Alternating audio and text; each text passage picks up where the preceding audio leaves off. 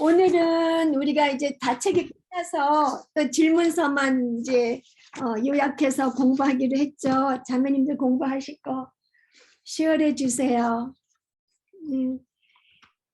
그러면은 이제 많으니까 이게 순서 나가면서 그때 자매님들이 또 이 문제 외에 그 숙제하시면서 이제 찾아보신 말씀들 또 시열해 주시고요. 예, 그럼 시작할게요. 1번을 우리 연옥자매님 1번 해주실래요? 네, 1번이요. 네. 주 대신 구원이 가르치는 것은 무엇입니까? 믿음으로 이끄는 복음의 부르심은 죄인들이 자신의 죄를 회개하고 그리스도의 권위에 복종해야 한다는 것을 전제로 한다. 그것이 바로 주 대신 구원이 가르치는 것이다. 네. 우리는 사실 구원받은 사람은 당연히 자신의 죄를 회개하고 그리스도의 권위에 복종해야 된다는 거 알고 있잖아요. 근데 그렇게 배우지 않고 그냥 구세주인 거 회개하지도 않아도 그냥 예수님을 무조건 영접하기만 하면 되는 그런 복음이라고 가짜 복음을 전하는 사람들이 많아서 우리 마음을 다시 예수님의 주되심으로 정신을 차리게 하는 그 책이 그것이 이 책의 주제죠. 그러니까 그리스도의 권위에 복종, 주님의 그리스도의 주님 되심 그거를 강조하는 책이고요. 그 다음에 2번을 우리 정종의 자매님 해주세요.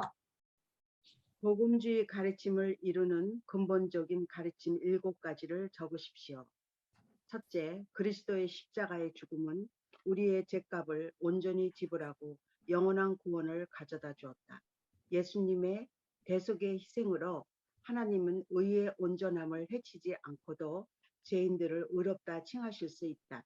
예수님이 죽은 자 가운데서 부활하신 것은 그분이 죄와 사망을 이기셨음을 선포한다. 예. 2번, 두 번째, 구원은 오직 주 예수 그리스도에 대한 믿음을 통해 은혜로 주어진다. 그것에 아무것도 더하거나 감할 수 없다. 셋째, 죄인들은 구원도 하나님의 은혜도 값을 주고 살 수 없다. 넷째, 하나님은 구원받은 자들에게 구원을 받을 만한 어떤 공로를 요구하지도 전제 조건으로 자기 개선을 요구하지도 않으신다.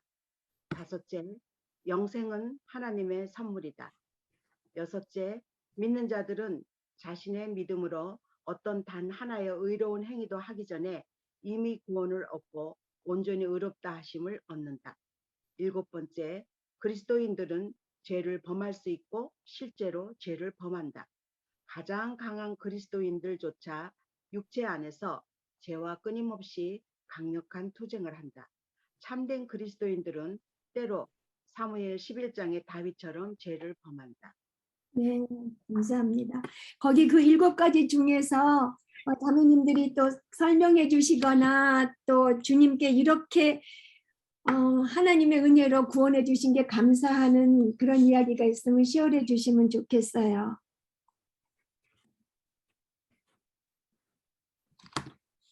여기 1번에서 그게 그리스도의 십자가 죽음은 우리의 죄값을 온전히 지불한다고 돼 있잖아요. 그리고 2번에서도 믿음을 통해서 그 외에 아무것도 더하거나 이제 감할 수 없다. 그러니까 우리가 구원받는데 자꾸 십자가의 죽음 더하기 우리의 행위를 자꾸 나가요. 특히 카톨릭이 그렇잖아요. 그렇기 때문에 그리스도의 십자가 죽음이 우리의 죄값을 온전히 지불했다는 게 그리스도만으로 충분하다는 거를 우리가 확실히 알아야 돼요. 그래서 그리스도께서 하셨기 때문에 우리의 선한 행위가 하기 전에 우리의 믿음은 온전하다고 그러잖아요. 우리의 구원은 온전하다고. 그래서 믿음 외에 다른 어떤 우리가 할 게 없다는 게 그게 정말 공짜 선물의 진수 같아요. 그리스도만으로 충분한 기독교라는 책이 또 있어요. 메가더 목사님 쓰신 책이 그리스도만으로 충분하게 그리스도께서 온전히 죄값을 다 치르셨다는 거.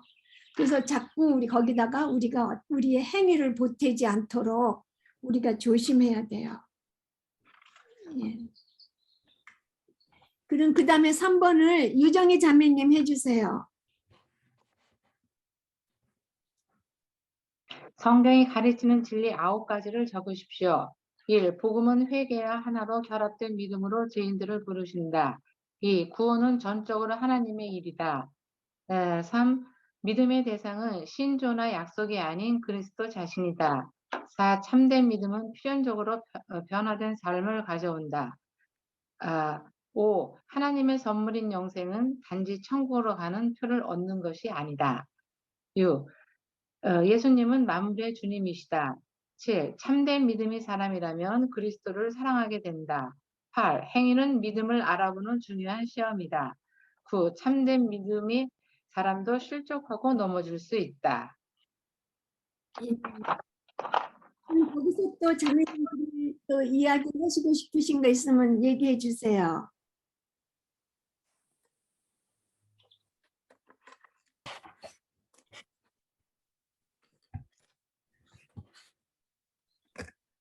우리가 또 잘못 알기 쉬운 게 아까 그 먼저 번에 일곱 가지 할 때에도 그리스도인들은 죄를 범할 수 있고 실제로 범한다. 그리고 다윗의 예가 나오고 여기서도 9번째로 참된 믿음의 사람도 실족하고 넘어질 수 있다.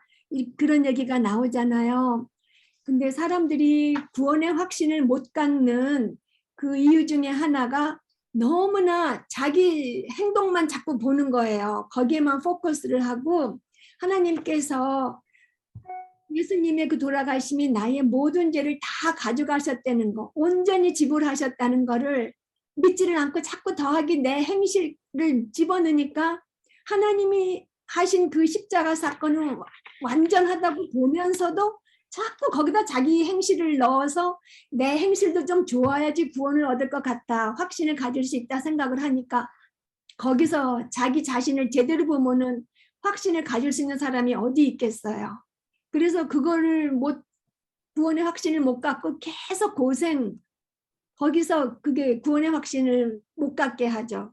예수님 더하기 자기 행위, 그리고 믿으면은 내가 절대로 죄를 안 져야 된다고 생각을 하는, 물론 목표는 높이 그렇게 정해야 되지만 우리가 그 유혹에 넘어가잖아요. 그래서 그거를 너무 그리스도인들은 죄를 범하지 않고 완전한 사람이다 이렇게 생각하시면 안 되고, 우리 그리스도인들은 방향성을 본다고 그러죠. 삶에서의 방향성.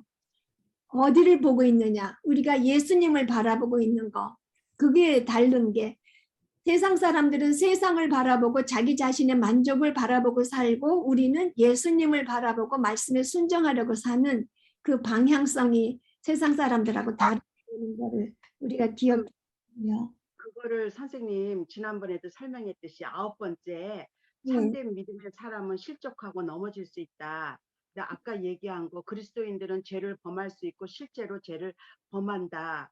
근데 네. 이제 여기에 그 3번의 9번째 나중에 주님에게서 완전히 돌아선 자들은 진정으로 거듭난 것이 아니다. 요한 1서 2장 19절 그렇게 나오잖아요, 선생님.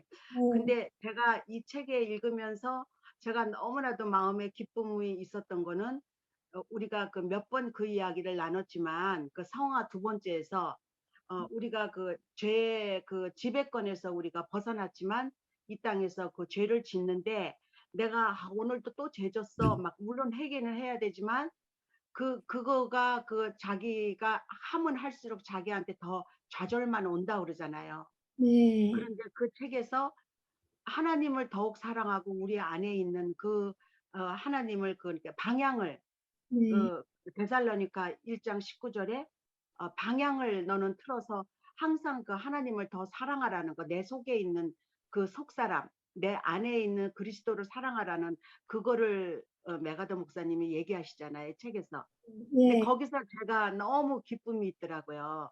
아, 그래, 남은 여생 내가 막 맨날 나는 왜 이래? 나는 또 이랬어. 이러면서 물론 하나님 앞에 잘못됐다고 회개는 해야 되지만 자책하면서 거기서 좌절하는 게 아니고 네. 내가 할 일은 더욱더 이렇게 말씀을 읽으면서 내가 내 안에 정말 그 하나님을 더 사랑하는 일이구나.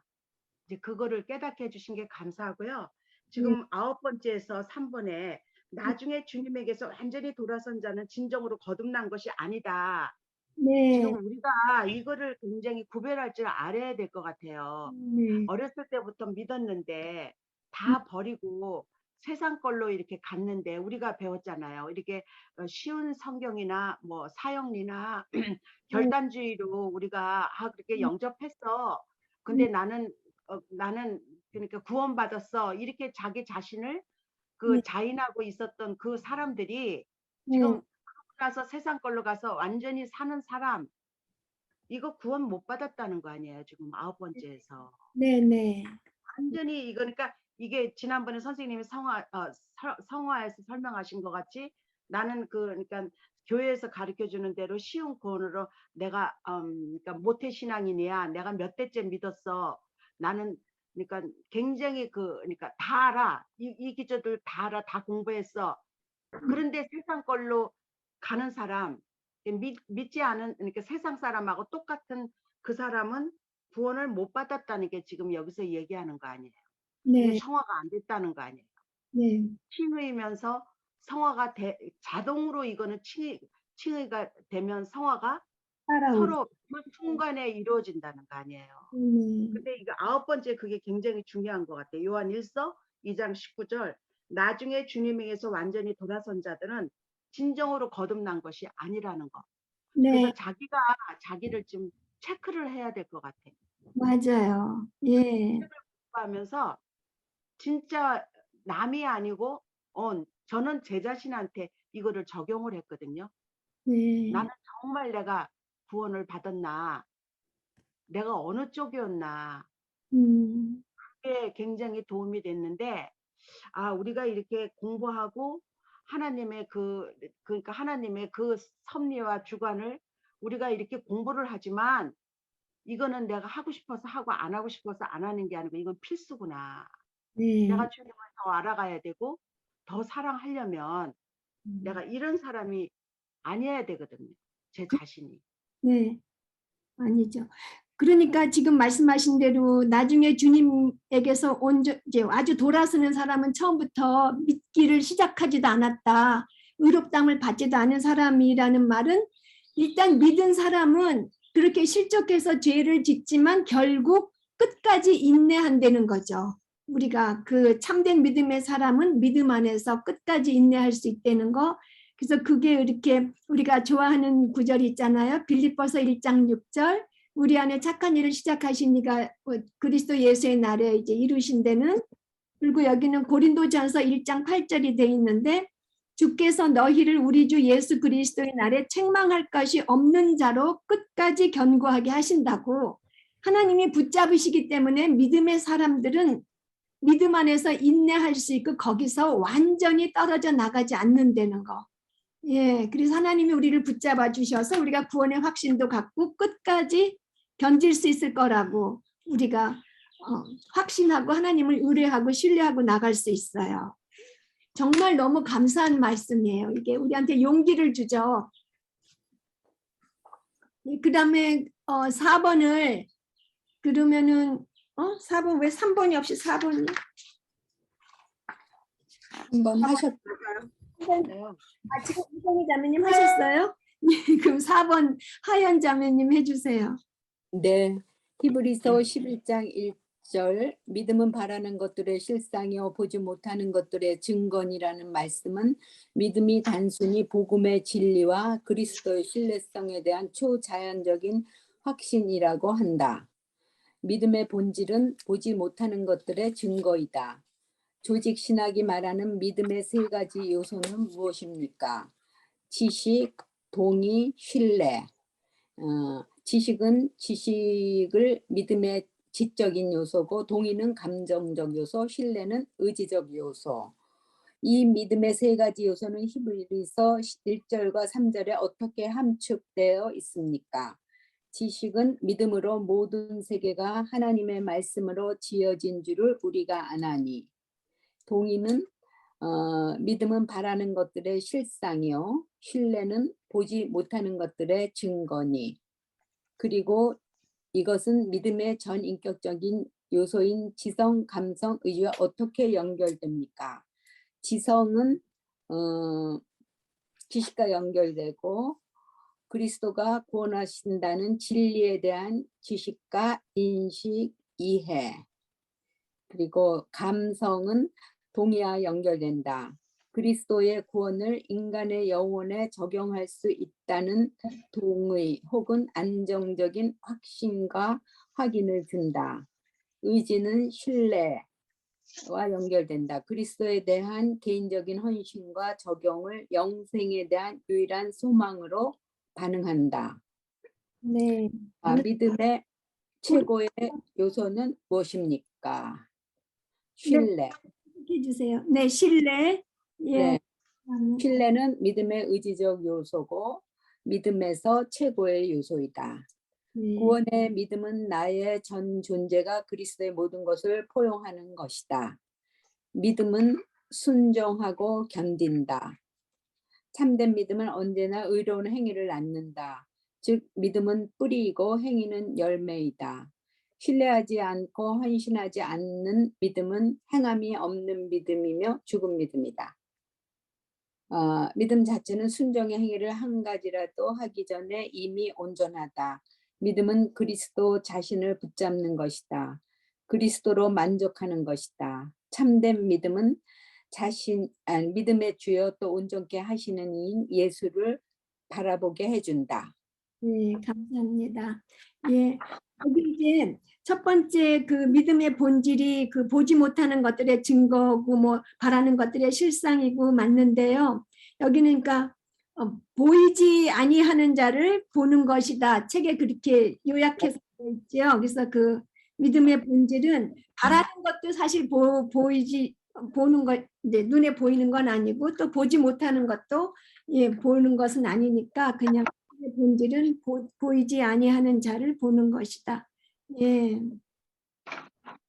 그래서 우리가 항상 중요하게 생각한 거, 이 책을 보니까 주대심 구원의 핵심이 어떤 믿음이라 되냐 하면 우리가 의지적으로 순종하는 믿음이라 된다. 그걸로 연결되잖아요. 그러니까 믿음의 지정의 중에 그 의지적으로 순종하는 걸 강조하기 때문에 우리가 지적으로 알고 감정적으로 동의해도 우리가 순종하지 않으면 그거는 죽은 믿음이라는 거죠. 마귀의 믿음 같이. 마귀도 예수님의 신성도 알고 예수님이 어떤 분이신지 알고 그것을 자기네가 동의까지 하지만 걔네들은 눈으로 보니까 그 말씀에 순종하지 않는 그런 믿음은 죽은 믿음이니까 진짜 이 구원 없는 믿음이란 무엇이냐?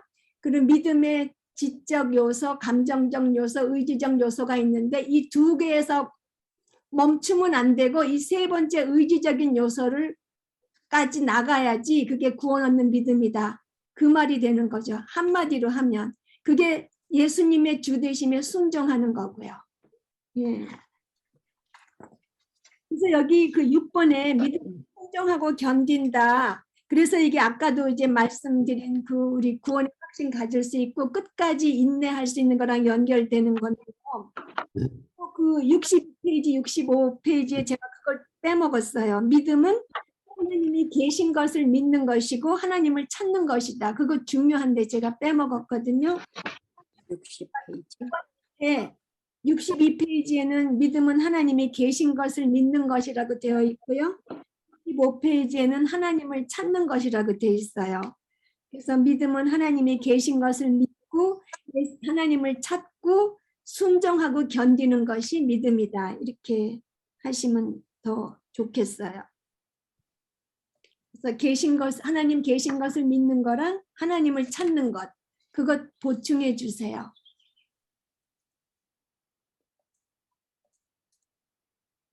또 그 믿음 8번, 믿음 자체는 순종의 행위를 한 가지라도 하기 전에 이미 온전하다는 거. 하나님은 우리의 믿음이 자라나야 되지만 예, 구원 얻기에 충분한 믿음을 주신 거예요. 칭의 받을 때에 뭐 부족한 믿음, 순종을 우리가 보태서 우리 믿음을 완전하게 만들어야 할 그런 믿음 주시지 않고 구원을 얻기에 충분한 완전한 믿음을 주셨어요. 그 다음에 5번을 우리 진선 자매님 해주세요. 선생님 저 6번 할게요. 죄송해요. 5번 잘 못했어요. 네, 네. 그러면 5번을 우리 정민 자매님 해주세요. 네, 은혜는 선물이다. 은혜의 정의는 무엇입니까? 자격이 없는 죄인들의 삶에 주관적으로 역사하시는 거룩하신 하나님이 거저주시는 자비로운 영향이다. 특별 은혜가 하는 일은 무엇입니까? 사람들을 죄의 형벌과 능력에서 자유롭게 하고 성령의 역사를 통해 내적 자아를 새롭게 하며 죄인들을 성화시키는 정할 수 없는 역사이다. 첫 번째, 값싼 은혜는 스스로 베풀어준 은혜, 즉 거짓 은혜이다. 값싼 은혜는 참회를 요구하지도 않고 죄인을 의롭다 하심이 없이 죄를 의롭다 하는 것을 뜻한다. 두 번째, 하나님께서 구원하시기 위해 사용하시는 힘은 무엇입니까? 은혜. 은혜는 잠자거나 관념적인 성질의 것이 아니라 역동적이고 활동적이며 작용을 하는 원칙이다. 그리고 은혜는 언제나 효과가 있다. 세 번째, 은혜가 가르치게 한 것은 무엇입니까? 그리스도. 은혜의 가치는 얼마입니까? 모든 것이며 그 이상의 것이다. 모든 것이며 그 이상의 것이다. 은혜의 효과는 얼마나 지속합니까? 죽음으로 부르시는 그날까지.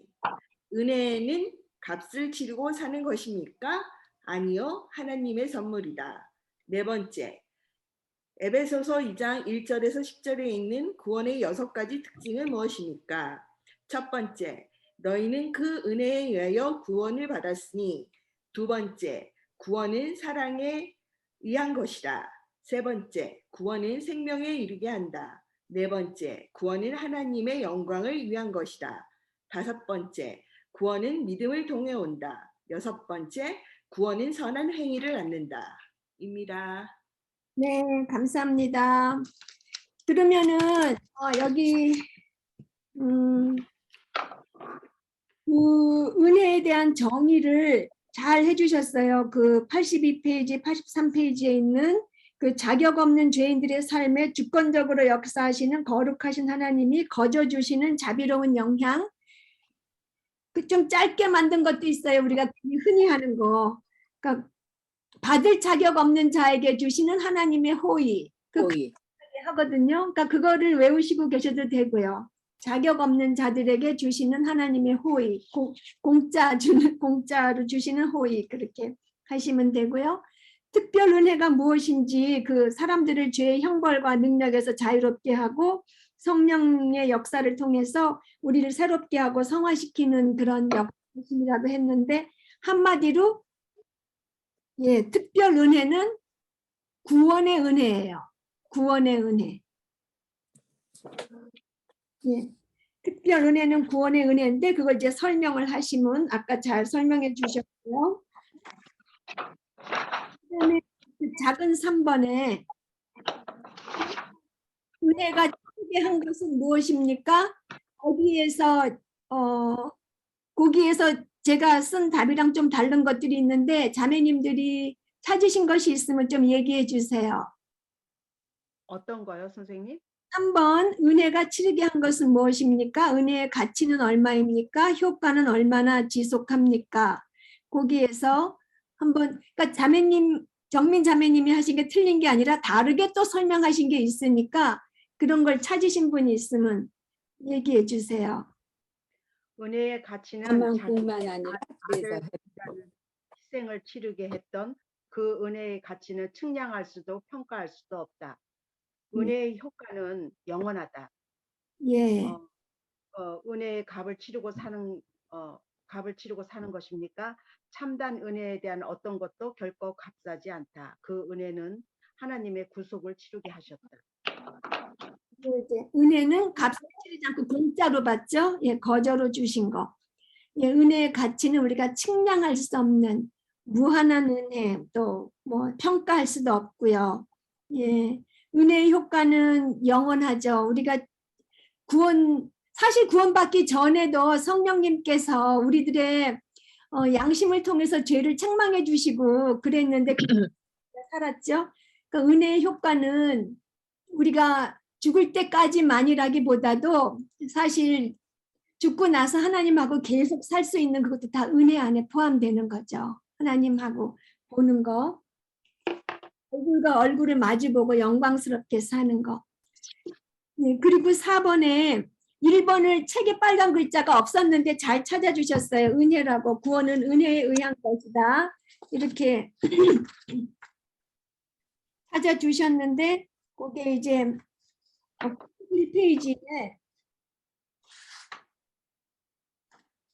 91페이지에 세 번째 패러그래프의 문단에 구원은 죄로부터의 구원이다 이렇게 돼 있죠. 네네. 예, 그게 이제 그 에베소서 2장 1절부터 3절까지가 설명되어 있는 거예요. 그래서 구원은 죄로부터의 구원이다. 에베소서 2장 1절부터 3절, 그게 구원은 죄로부터의 구원이다. 그리고 이제 두 번째가 사랑에 의한 것이다가 4절에서 5절, 생명에 이르게 한다가 5절, 하나님의 영광을 위한 것이다 6절에서 7절, 그 다음에 믿음을 은혜로 인하여 믿음을 통해서 오니까 8절에서 9절, 그게 그 다음에 선한 행위를 낳는 게 10절. 예.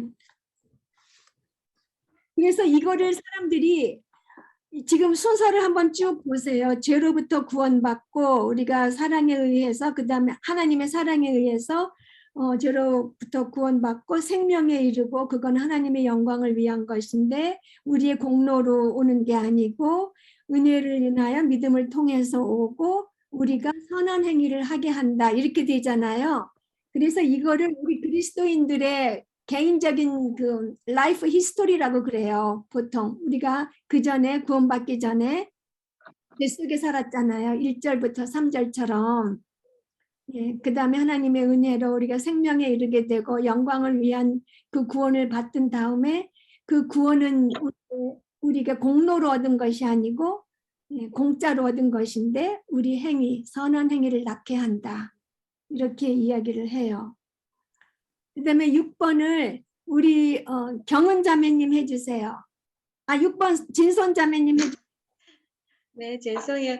저번 주에 남편 누님이 메릴랜드에서 오셨는데 월요일 날 가시고 어저께 화요일 날은 저희 엄마를 이제 뵙는 날이어서 어제 엄마 뵙고 오늘 호박을 하는데 이게 시간이 너무 많이 걸려서 시간이 오래 걸리는 거 막 스킵하면서 너무 맞아요. 엉터리로 호박을 하고 뻔뻔스럽게 들어왔어요. 아니에요. 뻔뻔스럽지 않아요. 근데 이게 생각보다 옛날에 한 건데도 찾는데 시간이 오래 걸리더라고요. 네. 그 페이지 안 써줬으면 아예 불가능이야, 불가능. 진짜 아니 근데 이런 것도 있었었나 그래서 제가 참 내 자신이 다시 한번 좀 디서포인트했는데 근데 이거 책 공부하면서요, 선생님. 제가 거기다가 글 냈다고 올렸는데 이거 정말 열심히 했잖아요. 근데 새로 공부하는 것 같아요. 내가 이게 왜 이러지? 근데 놀라운 거는 이걸 숙제를 하다 보니까 이게 수월해진 거예요. 그러니까 그게 공부했던 게 새고 공부한 것 같은데 이게 헛된 게 아니었더라고요. 되게 쉬운 거예요. 그래서 한번 이렇게 뭐죠? 이렇게 점철해서 나갔던 그 흔적이 있구나. 그래 숙제하면서 감사했어요. 그걸 느끼면서. 아니, 저 문제를 낸 저도요. 급하게 답 찾으려면 이 페이지인데 이거 어디 갔어? 왜 없네?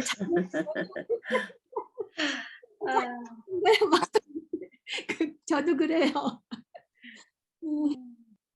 6번 해주세요. 6번 참된 믿음은 회개를 동반한다. 회개는 단지 더 잘하려고 결심하는 것이 아니다. 회개는 죄에서 돌이켜 하나님께로 돌아가는 것이다. 회개가 요구하는 것은 생각의 변화만 아니라 마음의 변화로 죄에서 돌이키는 것이다. 회개는 무엇을 요구합니까? 회개는 총체적인 복종을, 하나님의 의지에 대한 총체적인 헌신을 요구한다. 회개는 무엇을 받아들입니까? 회개는 하나님의 주되심이요 요구하는 세 사람의 전체 삶을 받아들인다. 회개는 어떤 기초를 가져옵니까? 회개는 인간이 하나님과 맺는 새로운 인격적 관계의 기초를 가져온다. 회개는 무엇을 일깨웁니까? 하나님과 맺는 새로운 인격적 관계의 기초를 가져온다. 사도들이 설교한 회개는 어떤 것이었습니까? 진정 복음의 메시지의 핵심적인 것으로 처음부터 끝까지 회개는 사도들의 메시지의 중심적인 요소였습니다. 데살로니가 1장 9절을 적으십시오.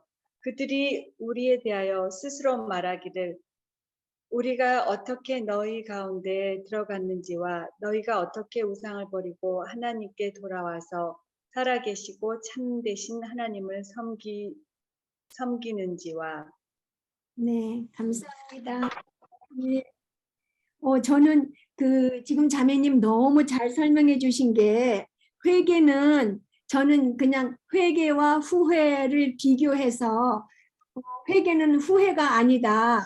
그렇게 생각을 했는데 자매님이 너무 잘 설명해 주셨어요. 또 단지 잘 하려고 결심하는 것이 아니다. 정말 맞잖아요. 우리가 이거 잘못했어. 이거 그냥 좀 다시 잘해야 돼. 이렇게만 결심하고 넘어갈 때가 많은데 예, 단지 잘하려고 결심하는 것도 아니고 후회만 하는 것도 잘못했다. 이렇게 하는 후회만도 아니라는 거. 예, 감사하고요. 그 5번에 사도들이 설교한 회개는 어떤 것이었습니까? 예. 단순히 예수님이 어떤 분이신가에 대한 생각의 변화가 아니라 죄에 돌이킨다는 것. 주 예수 그리스도를 향해 돌아선다는 것. 네, 네. 예, 예수님 그래 하나님이야. 예수님이 사람으로 살아서 저 갈릴리 사람 그것만이 아니고 하나님이라니까 하나님이야. 그 정도가 아니라 죄에서 돌이키는 게 꼭 들어가야 되는 거. 행동의 변화를 가져오는 회개. 예, 사도들은 그런 회개를 그러니까 성경적인 회개는 후회도 아니고 단지 잘하려고 결심하는 것도 아니고 그리스도가 하나님이라는 것을 인정하는 것만도 아니고요. 예. 그 회개에 대해서 그러니까 회개하여 성령을 받으리라 그러면서 사도행전에서도 이야기하고 베드로가 회개에 대해서 굉장히 교회에서 많이 들었잖아요. 그다음에 우리가 그 전도에 대해서도 거룩하심을 얘기하고 우리가 죄인인 거 얘기하고 예수님이 하신 일 얘기하고 그다음에 회개를 얘기하는데 보통 보편적으로 우리가 생각하는 게 회개는 그냥 우리가 잘못한 거 그냥 잘못했어요 이러는 줄 알았는데 이 책을 공부하면서 참 회개가 뭔가에 대해서 완전히 방향을 틀으라는 거 아니에요. 네. 하나님으로. 네. 그러니까 이거를 정확하게 가르쳐 주셨어요. 이번에 너무 감사하더라고요. 네. 회개. 네. 예, 그래서 데살로니가 전서 1장 9절 거기 우상을 버리고 죄에서 돌아서서 그 다음에 하나님께로 돌아와서 돌아오는 것만도 아니고 그 다음에 사시고 참되신 하나님을 섬기는 거. 예, 섬기는 열매. 예. 내가 정말 세상에서의 모든 최고로 생각하고 이랬던 것들을 다 버리고 네. 하나님께 돌아서라는 거거든요. 네. 회개가 방향을 틀어서. 네. 맞아요. 진짜 다 쓰레기처럼 여기라고 그러려는데 예. 맞아요. 다 버리고 세상 것을 버리고 이 세상 정욕과 그 욕심 다 버리고 예. 그 다음에 7번을 우리 경은자매님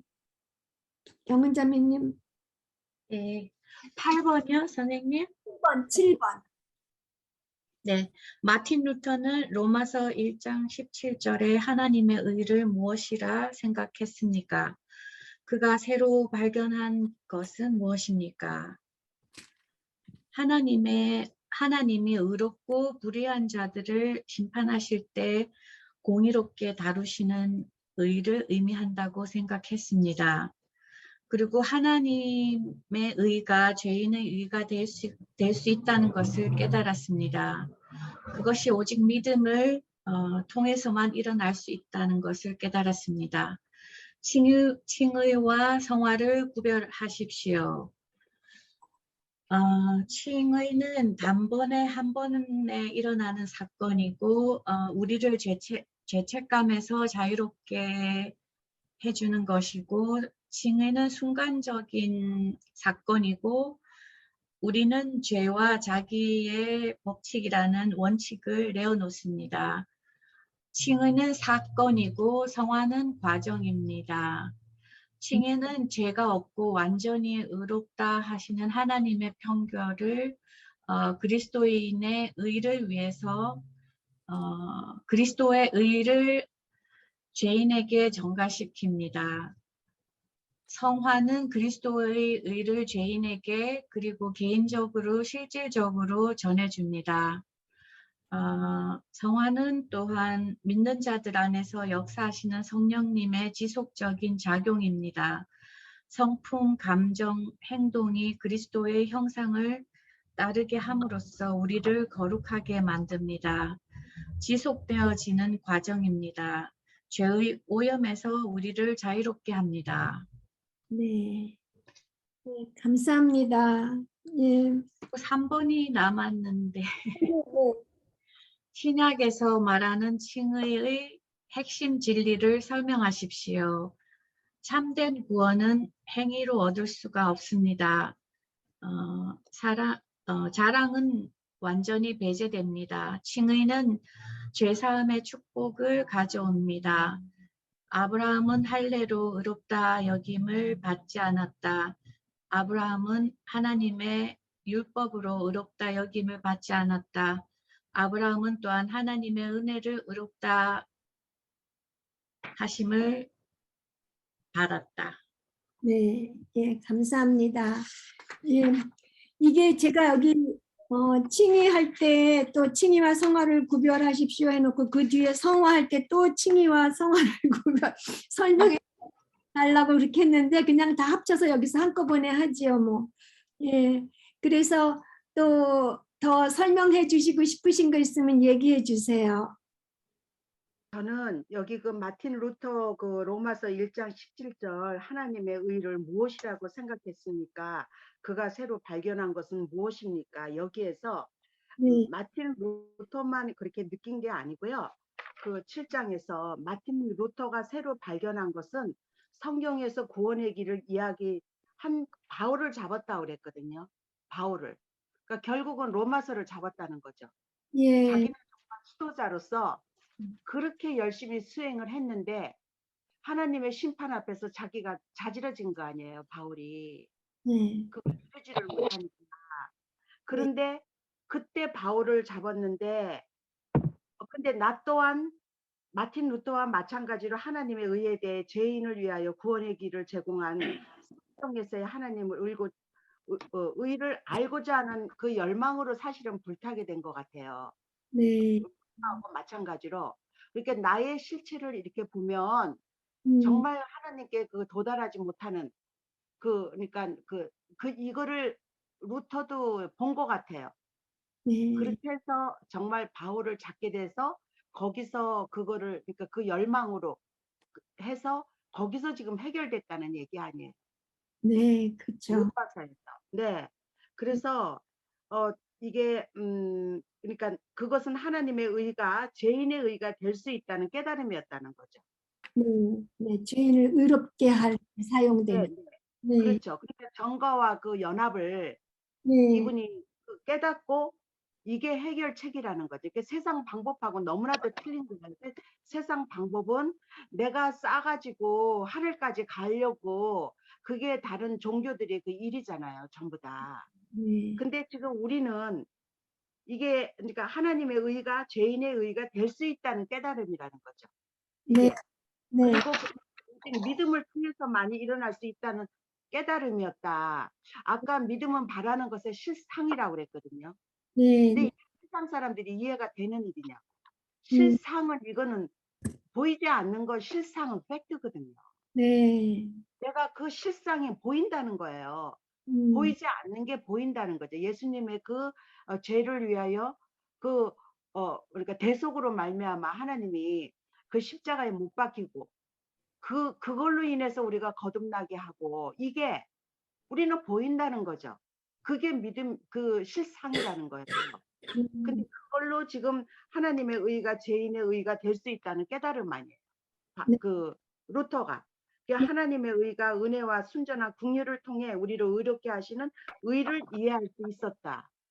이게 로마서 6장, 7장, 3장 이게 다 이해가 되니까 제가 이 책을 읽으면서 30년 만에 이해가 됐거든요. 제가 완전히. 예.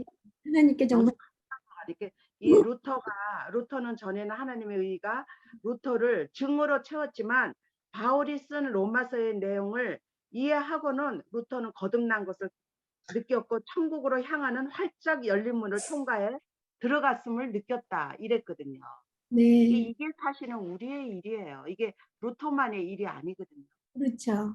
네. 왜 카톨릭에서 구원의 문이 없고 왜 우리가 정말 믿음으로 은혜로서 구원을 받을 수 있나?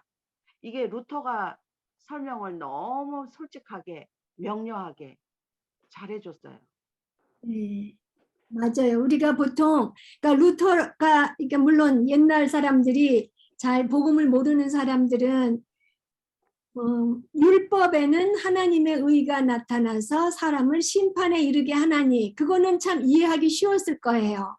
그냥 지키면 축복, 안 지키면 죽음이라고 그냥 계속 그렇게 해갖고 왔잖아요. 그런데 이 복음에는 하나님의 의가 나타나서 믿음으로 산다는 그 말을 이해하기가 참 어려웠을 텐데 그게 그 차이가 율법에 있는 의가 우리 복음에서는 우리를 살리는 의가 된다는 거. 그래서 그 차이를 알고 그게 그 확실히 이해했다는 게 정말 우리한테도 우리가 보통 하나님을 모르면 두려우신 하나님 생각하잖아요. 그게 아니라 하나님은 은혜와 사랑으로 우리를 의롭게 해주셨다는 거. 그거 다시 우리 생각하면 되고요. 예, 그리고 이 132페이지에서 네. 칭의는 단순한 죄 사함 이상의 것이다. 죄 사함만으로는 여전히 죄인을 하나님 앞에서 공로가 없는 상태로 두기 때문이다. 그래서 하나님이 의롭다 하실 때는 하나님의 의를 죄인에게 전가시켜 주시는 것이다. 로마서 4장 22장 25절에서 그러니까 하나님의 의가 우리의 의로 전가시켜 주셨다는 것. 예. 맞아요. 단순한 제사함 이상이고 우리를 의롭다고 전가시켜 주시고 우리를 의롭다고 여겨 주셨어요. 예. 감사합니다. 예. 그래서 칭의와 성화는 분명히 이렇게 구별해야 되지만 칭의와 성화는 서로 연결되어 있다는 것을 우리가 분명히 알아야 되는 거라고 얘기하시죠. 칭의 성화가 따라와서 열매가 맺혀져야 된다면 그러면서 하나님은 성화시키지 않을 자를 칭의가 의롭다 하여 주시지도 않고 의롭다 자라면 분명히 성화시키신다는 그런 이제 말도 있었어요. 그죠? 성화는 실제적으로 우리 실생활이 바뀌는 거라고 이렇게 되어 있고요. 예. 예, 그래서 칭의는 그리스도의 의를 죄인에게 전가시키고 성화는 그리스도의 의를 죄인에게 개인적, 실질적으로 전해준다. 그래서 성화는 변화시키는 거고 또 칭의의 핵심 진리, 행위로 얻을 수 없고 우리가 하나님의 선물로 얻으니까 우리가 자랑할 수 없는 거고 그 다음에 죄사함의 축복을 가져오고 그 예로 아브라함은 할례로 의롭다함을 받지 않았고 율법으로 의롭다함을 받지 않았고 은혜로 의롭다함을 받았다고 이제 얘기했고요. 그 다음에 8번을 우리 정민 자매님 해주세요. 저요? 제가 또 해요? 아까 했나? 그러면 정은모 자매님 해주세요. 그리스도를 구주로만 먼저 받아들이고 자신의 주님으로 그리스도를 받아들일지 거부할지를 나중에 결정할 수 있습니까? 없다. 그 이유는 무엇입니까?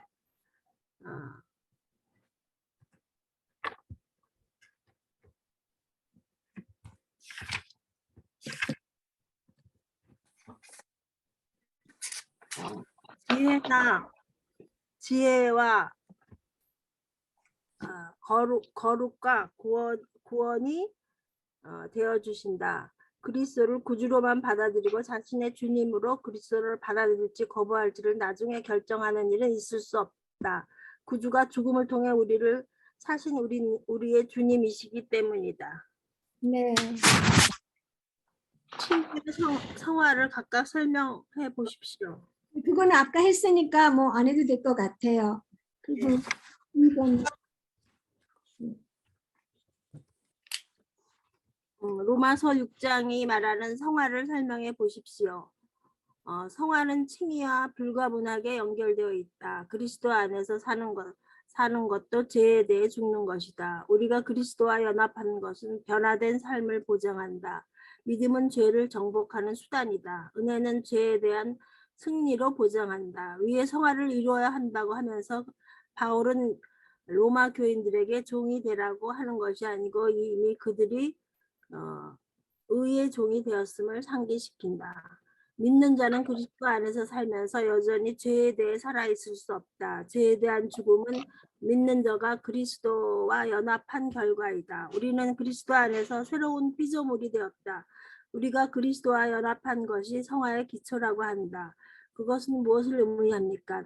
옛자의 끝이면서 새로운 자아의 시작이다. 우리가 그리스도 안에 있다는 것은 그리스도와 우리가 어떤 관계에 있다는 것입니까? 지혜와 의로움과 거룩이 구원함이 되어 우리 생명은 그리스도와 함께 그리스도 안에 감추어 있다. 우리는 우리의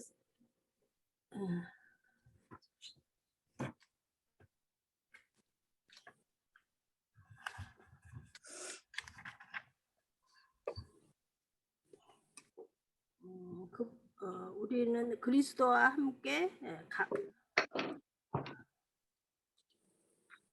담다됐다. 한 몸이 되었을 때 우리의 생명, 그리스도는 우리 안에 계시고 영광의 소망이다. 우리가 그리스도의 죽음과 부활 안에서 그리스도와 함께 연합한 목적은 무엇입니까? 우리가 그리스도를 통해 생명을 소유하고 그리스도처럼 살 수 있다. 그분과 함께 죽으나 우리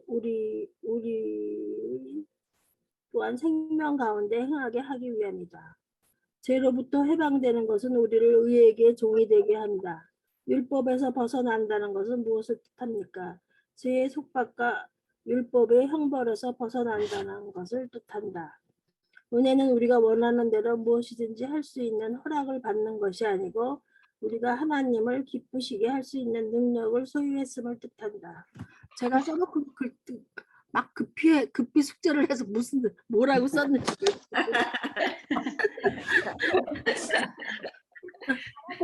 따라가면서 우리가 예, 그래서 먼저 우리가 먼저 구주로 받아들이고 주님으로 받아들일 줄 나중에 생각하라고 하는 사람들이 있는데 그럴 수가 없는 게 십자가에 돌아가실 때 너의 죄를 다 사하신 예수님을 구세주로 받아들여라 하는데 그때 사실 예수님은 그 핏값을 하나님께 치르시고 우리를 사신 분이기 때문에 우리가 물건을 샀으면 내가 그 물건의 주인이잖아요. 그것처럼 예수님이 핏값을 생명값을 치르시고 우리를 예수님이 사셨기 때문에 우리는 그 순간 우리의 구세주가 되는 그 순간 예수님은 우리한테 주님이 되신다고요. 동시에. 그러니까 그걸 따로 나눠서 생각할 수가 없다는 거 그 얘기였고요. 그다음에 성화는 아까 또 말씀해 주셨듯이 뭐 칭의와 불가분하게 연결되어 있고 그리스도 안에 사는 건 죄에 대해 죽은 거고 그리스도와 연합한 것은 변화된 삶을 보장한다는 거. 그리고 믿음은 죄를 정복하는 수단이고 은혜는 죄에 대한 승리를 보장해요. 그리고 3번에 성화를 이루어야 한다고 하면서 바울은 로마 교인에게 로마서 6장에서 제가 가로를 잘못 쳤어요. 의의 종이 되라고 되었음 이게 중요한 거거든요. 근데 의의 종에다 괄호를 쳤어요. 그래서 바울은 로마서 6장에서 로마 교인들에게 의의 종이 되라고 하는 것이 아니고 이미 그들이 의의 종이 되었음을 있는 거라고요. 그러니까 너네들 이거 해서 죄사함을 받아서 의의 종이 되라가 아니고 죄사함을 받았으니까 이제 그 받은 자로서 어떻게 죄에 죽었다는 거를 분명히 얘기해 주는 거죠. 의의 종이 되었다는 거. 예. 그래서 의의 종이 되라고 하는 게 아니고 예수님을 영접하려는 게 아니고 벌써 되었다는 거.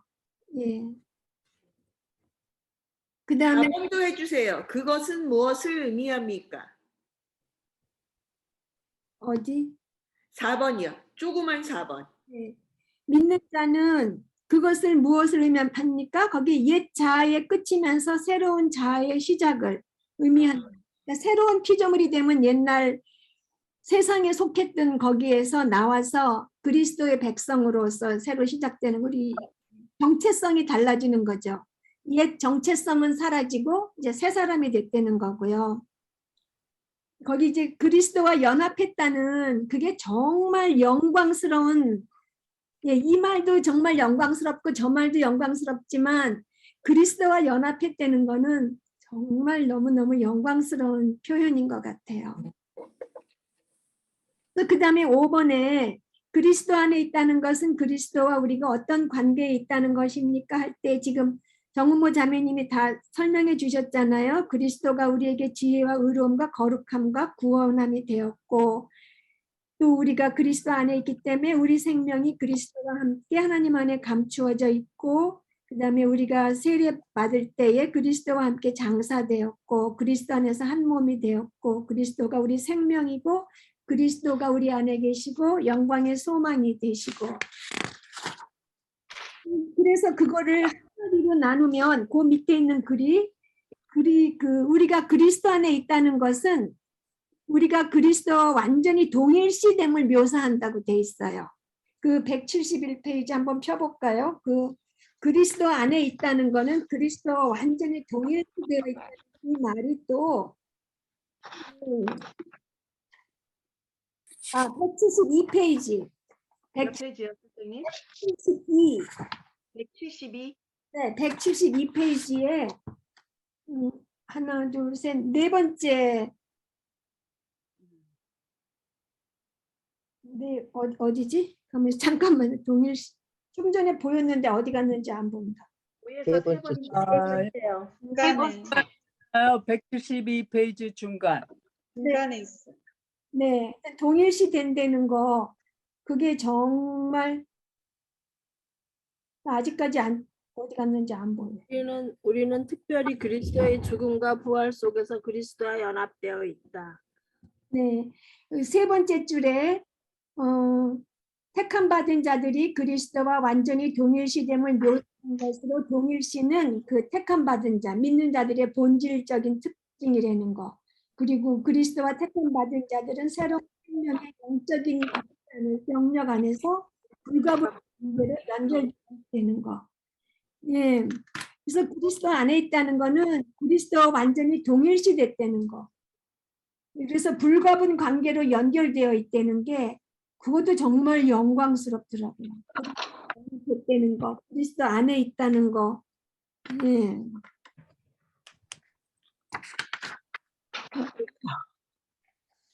그래서 우리가 그렇게 그리스도의 죽음과 부활 안에서 그리스도와 연합한 목적은 아까 잘 설명해 주셨죠. 그리스도를 통해서 생명을 소유하고 그리스도를 살 수 있도록 그리스도와 함께 죽고 살아난 거죠. 그래서 생명 가운데 행하고 그다음에 성화의 그 과정 안에서 우리가 자라나게 되는 거. 그래서 이번 절 이걸 공부하면서 제가 이번 부활절에 굿 프라이데이 예수님이 전에도 말씀드렸지만 예수님이 금요일 날 돌아가셨어. 십자가에 돌아가셨어. 거기까지만 생각했었는데 요번에는 예수님 돌아가실 때 나도 죽은 거야 그날. 그리고 부활하셨을 때 나도 새 사람으로 태어난 거야. 그게 정말 마음에 오더라고요. 저는 이번 부활절이 30 몇 년 그렇게 뭐 내가 전우기인하고 했다고 다녔던 부활절하고 너무너무 틀려. 이거를 공부하고 나서 정말 부활절이 다르더라고요. 진짜 감사해요. 네, 하나님 예수님의 부활의 기쁨에 조금이라도 동참할 수 있어서 우리가 그리고 은혜는 우리가 무엇이든지 내 멋대로 해도 되는 허락을 받은 게 아니고 하나님을 기쁘시게 할 수 있는 능력을 받았다는 거, 소유했음을 뜻한다는 거 얘기했고요. 그 다음에 9번을 우리 백혜숙 자매님 해주세요. 예. 그리스도인은 그리스도 안에서 성숙할수록 자신의 성을 더 깊이 깨닫는다.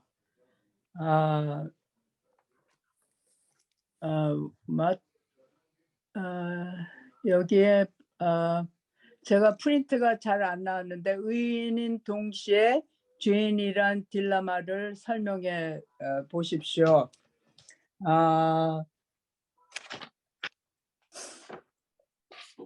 바울은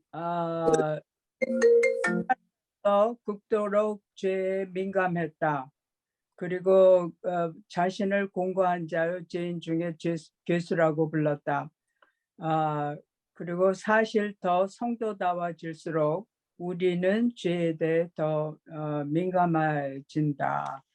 근데 제가 여기서 그 딜레마를 199페이지에서 더 잘 설명한 것 같은데요. 얘기해 주세요. 예, 바울은 하나님의 법을 마음이 원하는 만큼 온전히 이룰 수 없음을 깨달았다. 그리고 의에 비해 계속 증가하는 갈망과 다른 한편으로는 죄에 대해 계속 증가하는 민감한 사이에서 바울이 묘사한 긴장, 갈등과 싸우는 삶을 말했다.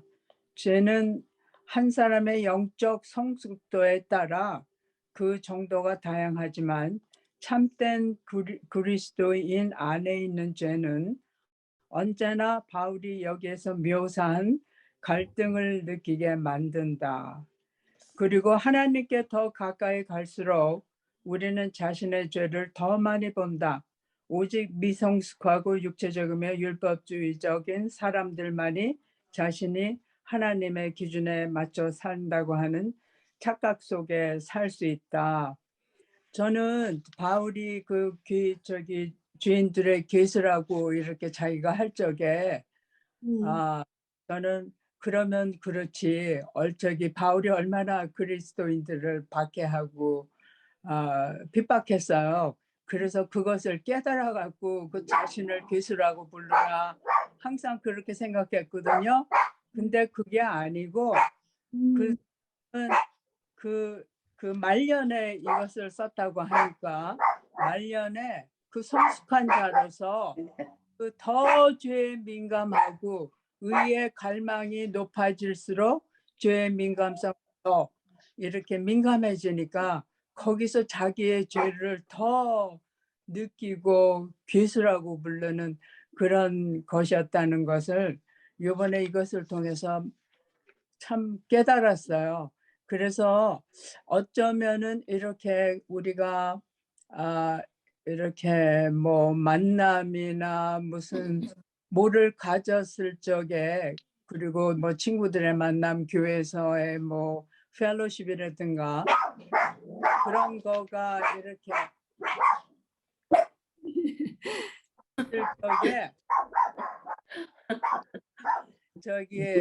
이렇게 집에 와서도 그렇고 무슨 하고 나면은 민감해져 갖고 왜 잘못한 것을 깨달을 때가 많잖아요.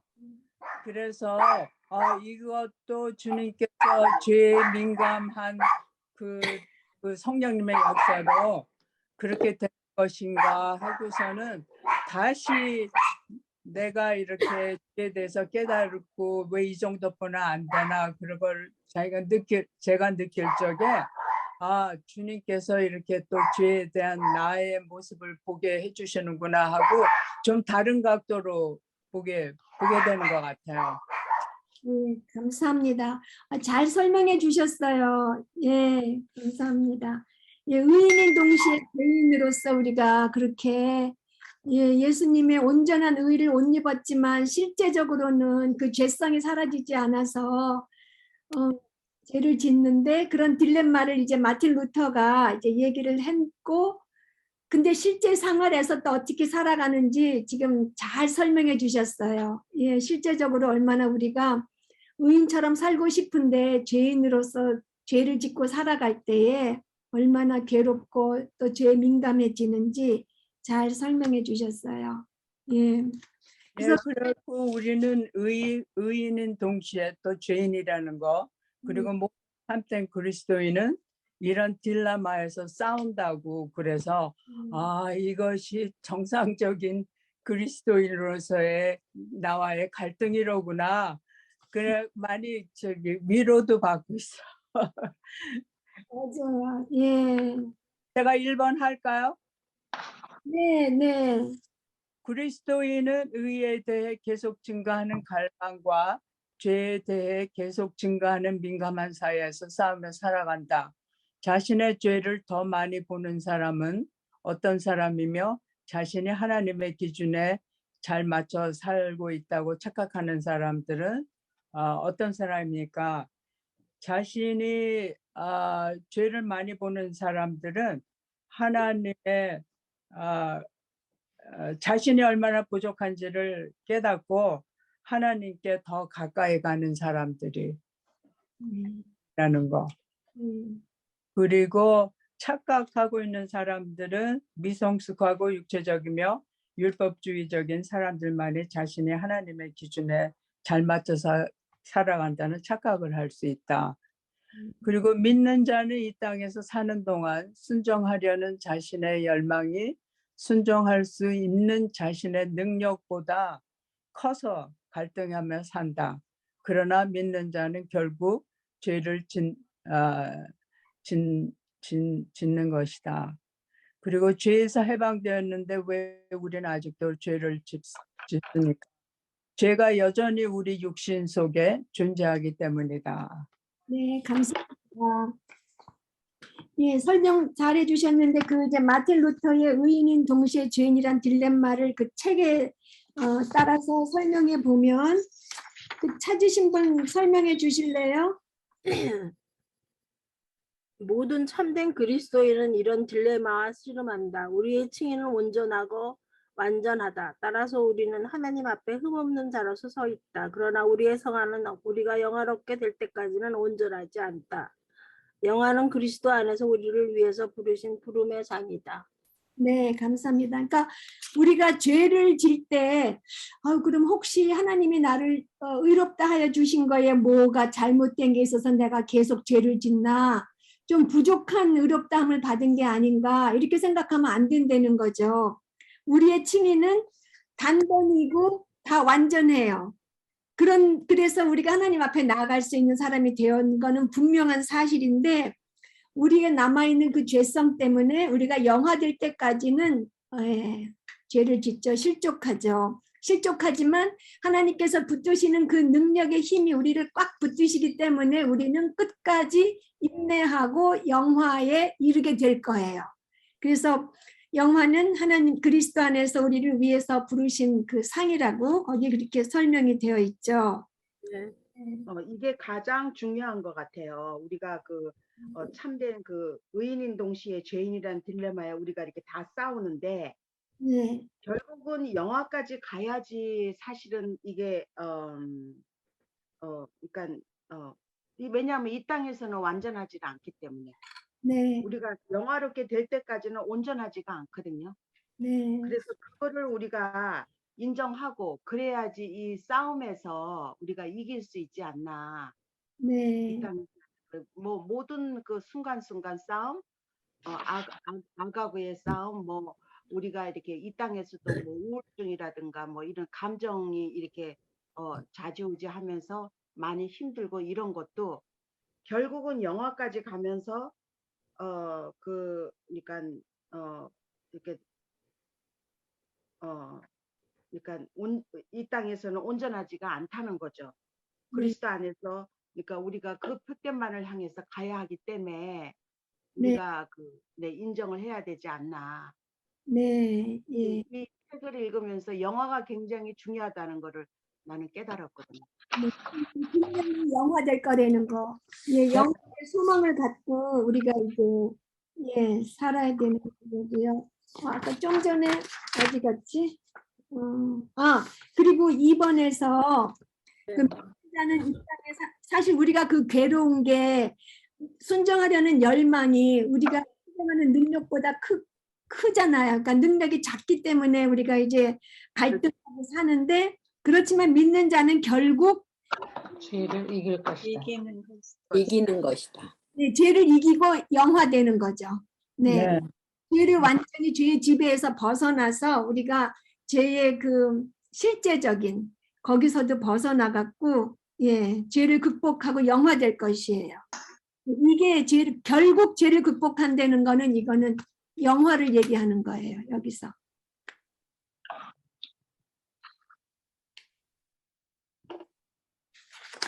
그다음에 이거는 우리 어정선 자매님 해주세요. 예, 하나님의 말씀이 제시하는 것들에 대해 단순하게 동의 또는 그 가로를 뭐라 그러는지 생각이 못 썼어요. 네. 제시 네? 아닌 네. 믿은 것. 예. 그거 좀 찾기 어렵게 만들어 놨어요. 제가. 그래서 그 고기 빼고 네. 하는 귀신의 믿음과 같은 즉 열매를 맺지 못하는 정통성 있는 교리가 그 자체로 구원의 믿음의 증거가 아님을 말한다. 왜냐하면 귀신들도 종종 그리스도의 존재와 권위, 그리스도의 신성과 부활을 인정한다. 그러나 귀신들의 악마적인 본성은 알고 믿는 것으로 변화되지 않기 때문이다. 야고보와 바울은 서로 모순되고 대립되어 있습니까? 아니요.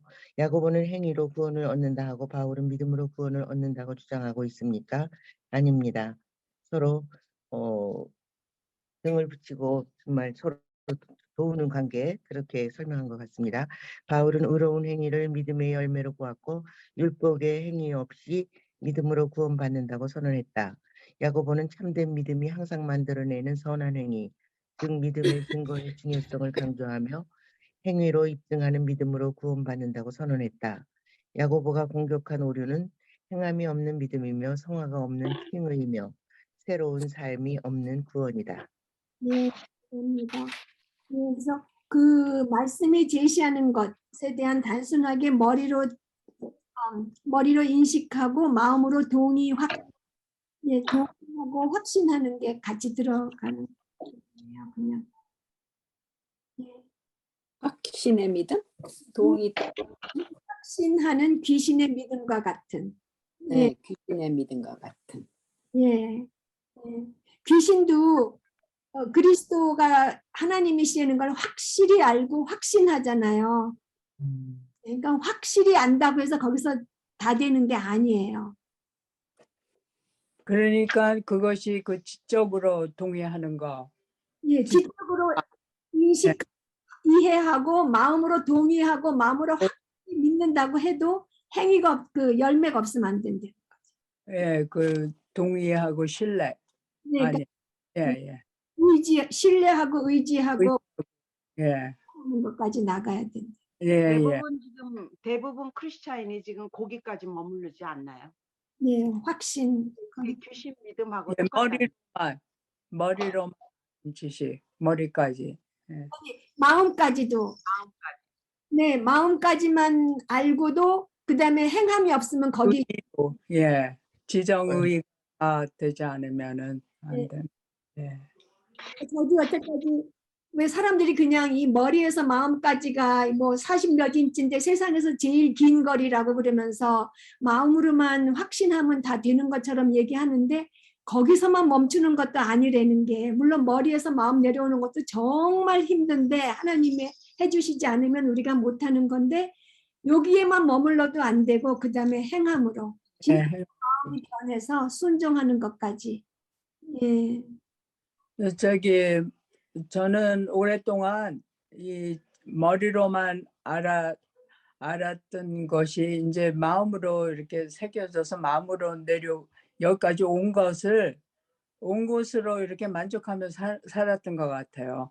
그것을 의로 통한 그 행동으로 나타나고 변화된 삶을 이어가는 거기에 못 미치고 그것까지는 못 알았던 것 같아요. 그냥 그 하나님의 그를 안다고 하고 이렇게 마음으로 이렇게 뭐라고 그럴까, 이렇게 감사하고 이렇게 깨달은 거기까지가 그 믿는 그리스도인에서 이렇게 그 의문으로 다 되지 않았을까 이렇게 생각하면서 살았는데, 행동이 반드시 따른다는 거, 그거 굉장히 웨이크업 콜인 것 같아요. 예. 저도 그냥 마음이 벅찬 걸로 끝나고 참 그랬는데 정말 모질아요, 정말로. 은혜 많이 받았다고 하는 걸로 이렇게 되는 건 줄 알았어요. 예. 우리 대부분의 크리스찬들은 아마 거진 다 그렇게 생각하고 지금 현재도 있거든요. 네, 지금 그런데 이거 책을 읽어보니까 그게 바로 귀신 믿음하고 똑같더라고요. 네. 귀신도 거기까지는 한다는 거죠. 예. 그 밑에 신뢰하고 의지하지를, 하나님을 신뢰하고 의지하고 순종하고 이것까지 안 내려갔다.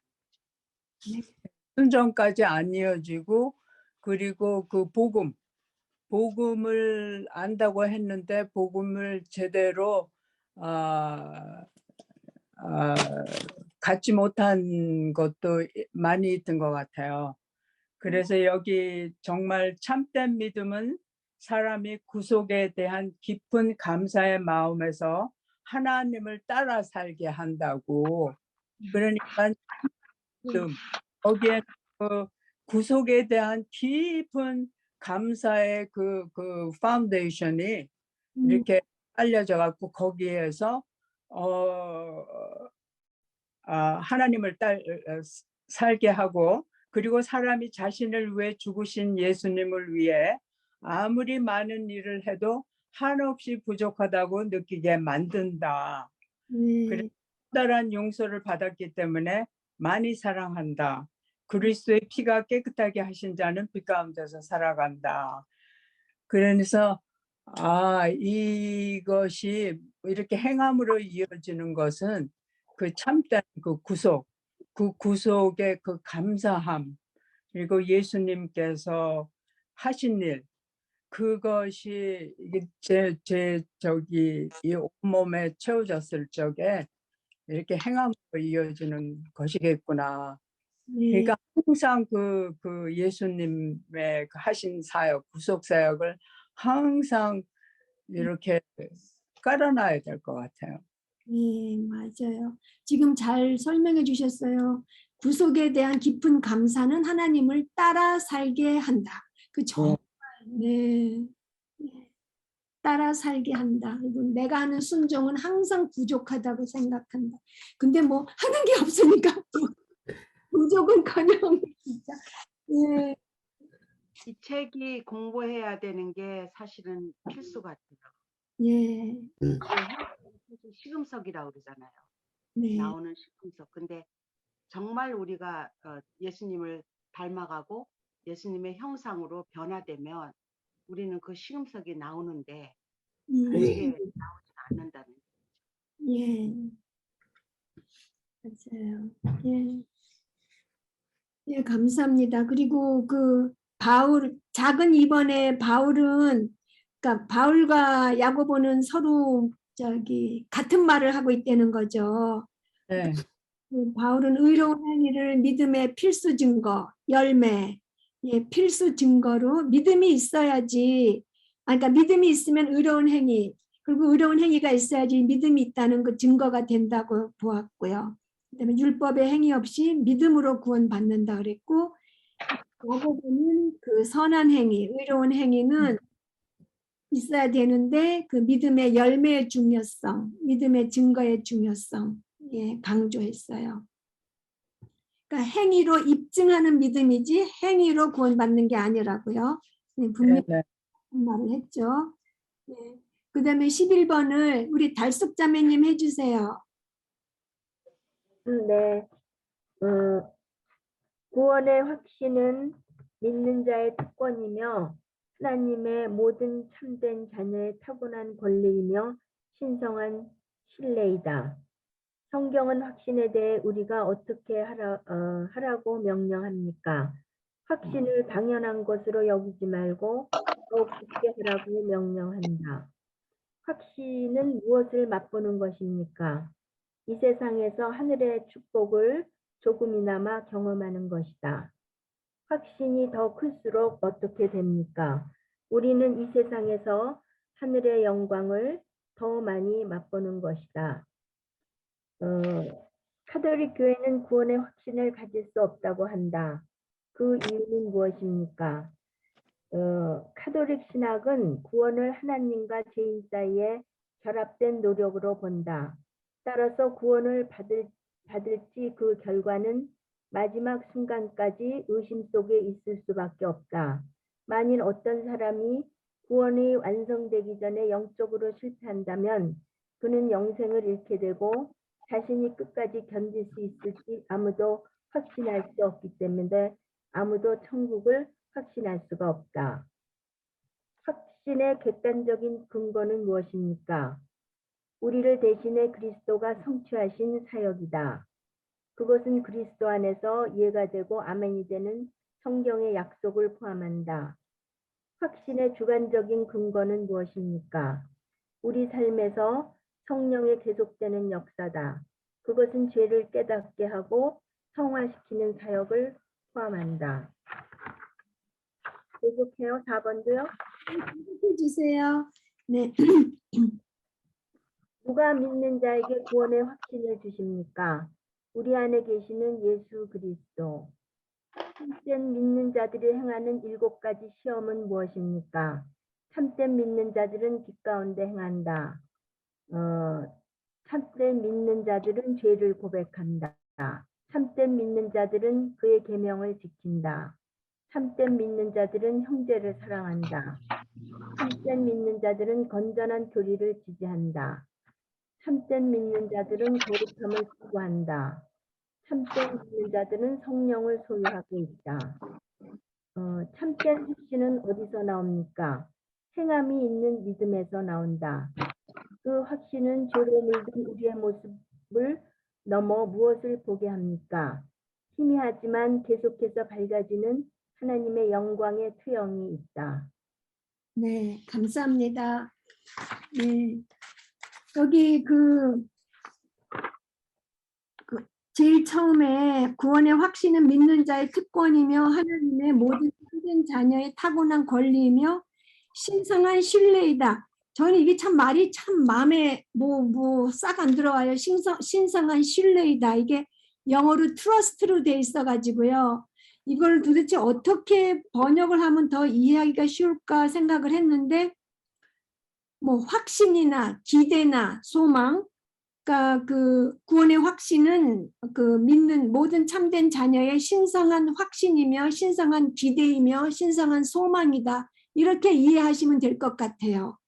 그 트러스트의 여러 뜻이 있는데 그냥 우리가 신뢰로 번역을 하면은 조금 이해하기가 좀 막연하죠. 그리고 그 다음에 성경은 확신에 대해서 우리에게 어떻게 하라고 명령하나 하면은 당연한 것으로 여기지 말고 더 굳게 하라고 그러잖아요. 확신을 점점 더 굳게 다지라고. 근데 어떻게 우리가 굳게 다져갈 수가 있어요? 확신을.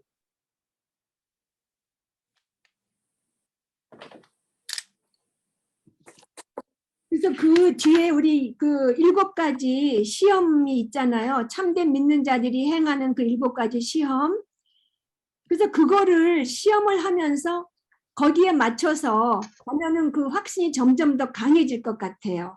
그리고 또 참된 확신은 행함이 있는 믿음에서 나온다고 6번에 그렇게 돼 있잖아요. 그러니까 행함이 있을수록 그 확신이 점점 강해져요. 그래서 우리가 확신을 굳게 할 때, 그러니까 내 믿음이 확신 맞는지 안 맞는지 볼 때에도 내가 과연 가운데 행하는지, 내가 죄를 고백하고 있는지 그렇게 할 수도 있지만, 여기가 참된 믿는 자들이 행하는 7가지 시험이잖아요. 이미 구원받은 사람들이 7가지 시험을 해야 되는 거. 그러니까 바로 우리가 구원을 확실하게 점점 다져가기 위해서, 구원의 확신을 다지기 위해서 이런 테스트를 하고 있고, 내가 과연 빛 가운데 행하는지, 진리를 행하는지, 그리고 하나님이 죄라고 나도 거기에 동의하면서 죄를 고백하는지, 그리고 하나님의 계명을 지키는지, 사랑으로 계명을 지키는지, 아니면 계명을 지켜도 자기 자랑을 위해서 지킬 때가 있잖아요. 그러니까 그게 아니고 다른 사람을 사랑으로 해서 하나님을 사랑함으로 순종하는, 형제를 사랑하는지, 또 건전한 교리를 내가 믿고 있는지, 내가 거룩함을 추구하는지에서 알아보는 게, 내가 사랑하는 거는 죄인가, 내가 사랑하는 것이 의로움인가를 점검하려는 거예요. 거룩함을 추구하는 것을 점검할 때 내가 죄를 사랑하나, 내가 의로움을 사랑하나, 그리고 성령님을 소유하고 있나, 이거를 시험하려고 하는데, 그 성령님을 내가 소유하고 있는지 안 하고 있는지는 어떻게 알 수 있어요?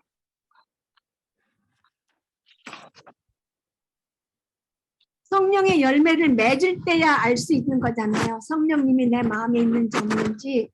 근데 이제 그게 그 다음 6번에 참된 확신이 어디에서 나옵니까랑 연결이 되는데요. 네. 그 참된 확신은 행함이 있는 믿음에서 나온다고 그러잖아요. 그 네. 행함이 있는 믿음, 하나님 말씀에 진정으로 순종할 때, 그거 우리 힘으로 하는 게 아니고 성령님의 힘으로 하나님을 의지하고 하는 거잖아요. 그래서 순종했을 때에는 하나님, 저가 이렇게 할 수 없는데 할 수 있게 된 거, 이거는 하나님 성령님의 덕분입니다. 감사합니다. 그게 금방 연결이 되거든요. 자기가 습관적으로 선한 일을 하거나 자기 성품이 다른 사람보다 좀 순해서 선한 일을 하는 게 아니라 말씀에 순종하기 위해서 남편한테 순종해야 될 때, 마음에 안 드는 사람을 사랑하려고 할 때, 이 정말 힘들잖아요. 근데 어떤 사람을 계속 미워하고 있는 게, 하나님께서 죄라고 하신 거를 알고 죄 짓지 않기 위해서 사랑하려고 할 때에는 우리 힘으로 안 되니까, 하나님 제발 좀 사랑할 수 있게 해주세요, 이렇게 되잖아요. 그러면서 사랑의 열매가 맺혔을 때, 이거 성령님이 해주셨구나, 나한테 성령님이 계시구나, 그런 걸 보니까 나는 확실하구나, 그렇게 연결이 돼요. 그게 따로따로 있는 게 아니고. 그래서 우리가 순종의 열매를 맺으면 맺을수록 구원의 확신이 더 강해지죠. 나로 하여금, 나 같은 것으로 하여금 순종할 수 있게 해주시는 분은 하나님이시라는 게 확실하니까. 내가 얼마나 죄인인지 알잖아요.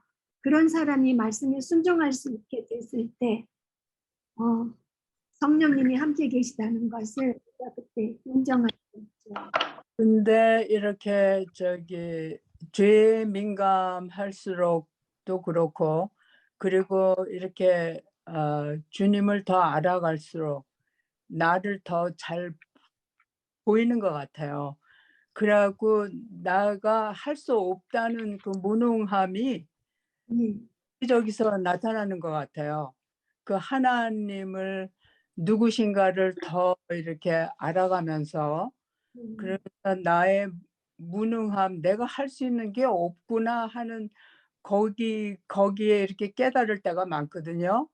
그리고 특히 인간의 관계 뭐 그런 거 이렇게 하면은 제가 어떻게 그 인간 그 관계를 회복시키겠어요.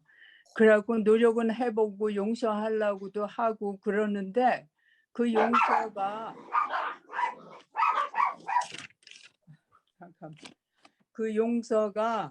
그 하나님께서 또 베풀어 주셔야지 되는 거더라고요. 그러니까 이렇게 실수를 하면서 죄를 계속 지으면서 그 나의 내가 할 수 있는 게 없구나. 그것을 깨달으면서 주님께 나가게 되고 주님의 도움을 청하게 되는 것 같아요.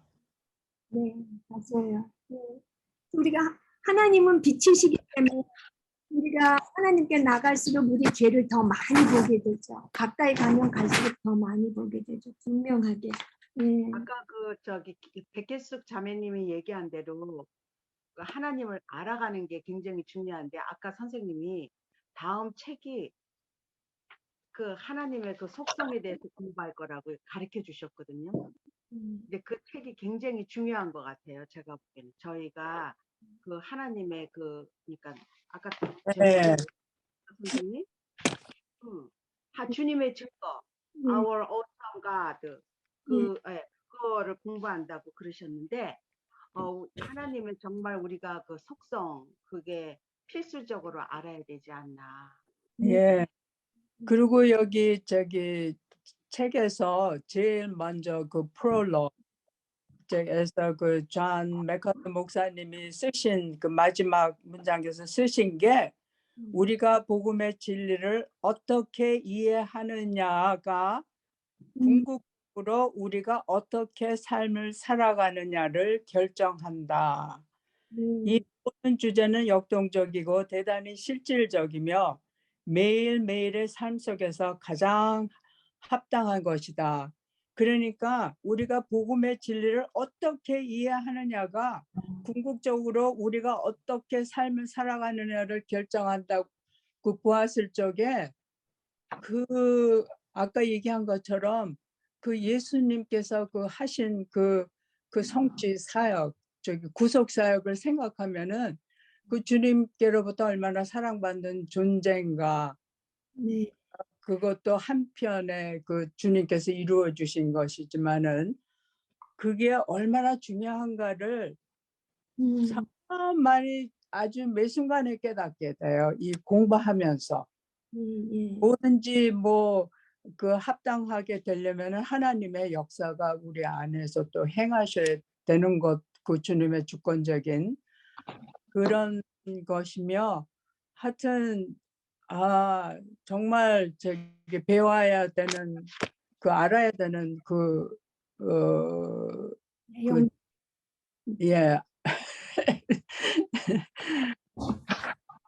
진리였어요. 맞아요. 그러니까 복음은 지옥을 면하게 해주는 구세주 거기까지만 하지 말고 주님으로서 그 명령에 우리가 순종해야 된다. 예. 주인 말을 안 들으면 직장에서 다 해고잖아요. 해고. 근데 우리는 예수님이 우리 주님이라고 하면서 말 되게 안 듣잖아요. 예. 이 복음을 통해서 주님께서 그 words 얼마나 보물이라고 그러나 많은 보물이신가 그 진귀한 프레스한 그 분위기를 알므로 해서 우리로 이어가는 맞아요. 감사합니다. 324페이지에 지금 이 메가더 목사님이 쓰신 게 The Gospel According to the Apostles잖아요. 사도들에게 전하고자 하는 그러니까 복음에 대해서 얘기하면서 제일 중점적으로 위에서 만유의 주 되신 예수 그리스도 사도행전에서만 예수님에 대해 주라는 호칭이 구주라는 단어보다 50배나 더 많이 나온다. 예수님의 주되심을 보여주는 진리는 사도의 설교에서 핵심이었다. 그리스도의 주되심이야말로 사도들이 전한 복음이다. 이게 지금 메가더 목사님이 얘기하고자 하는 그 핵심인 것 같아요. 네. 네. 예, 그럼 12번을 우리 갑자기 연옥자매님 12번 해주세요.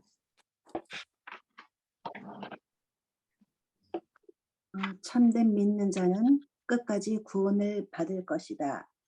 그 구원을 보증하는 것은 무엇입니까? 참된 그리스도인은 거듭나서 산 소망을 소유합니다. 인내의 교리의 핵심은 무엇입니까? 우리는 의롭다 하심을 받았다.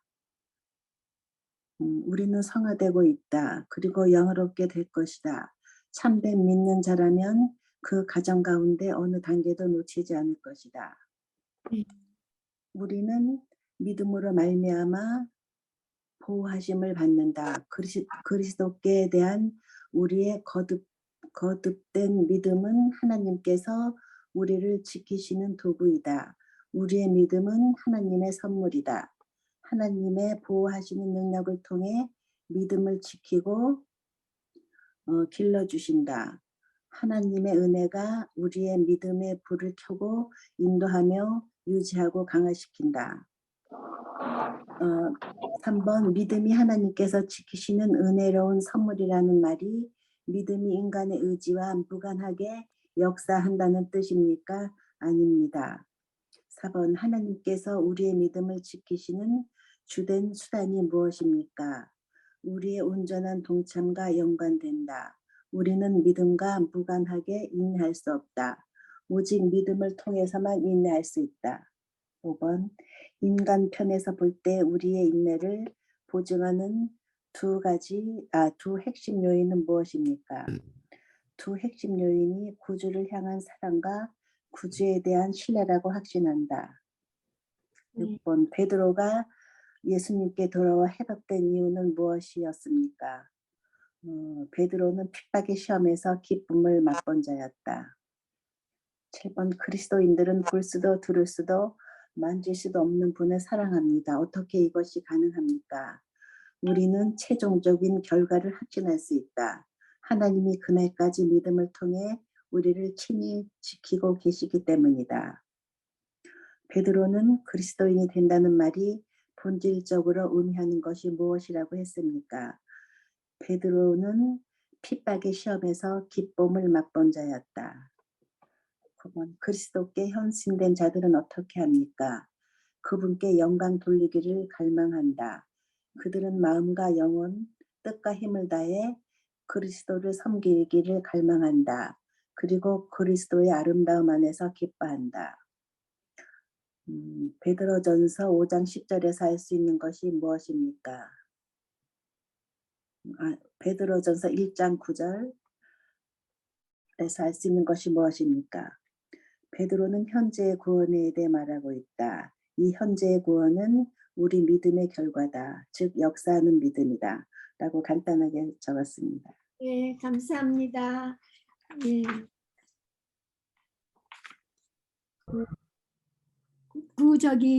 처음에 이제 참된 믿는 자는 끝까지 구원을 받을 것이다.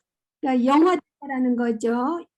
성화 중간에서 없어지거나 뭐 죄졌다고 떨어지거나 그러지 않고 끝까지 구원받을 것인데 그 구원을 보증하는 것이 뭐라고 그러시죠? 제사장으로서 그리스도가 힘기 네.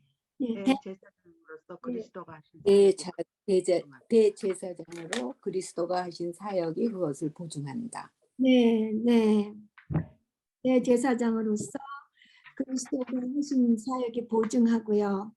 그 참된 그리스도인은 거듭나서 산 소망을 소유하죠. 그래서 인내의 교리의 핵심은 무엇이라고 지금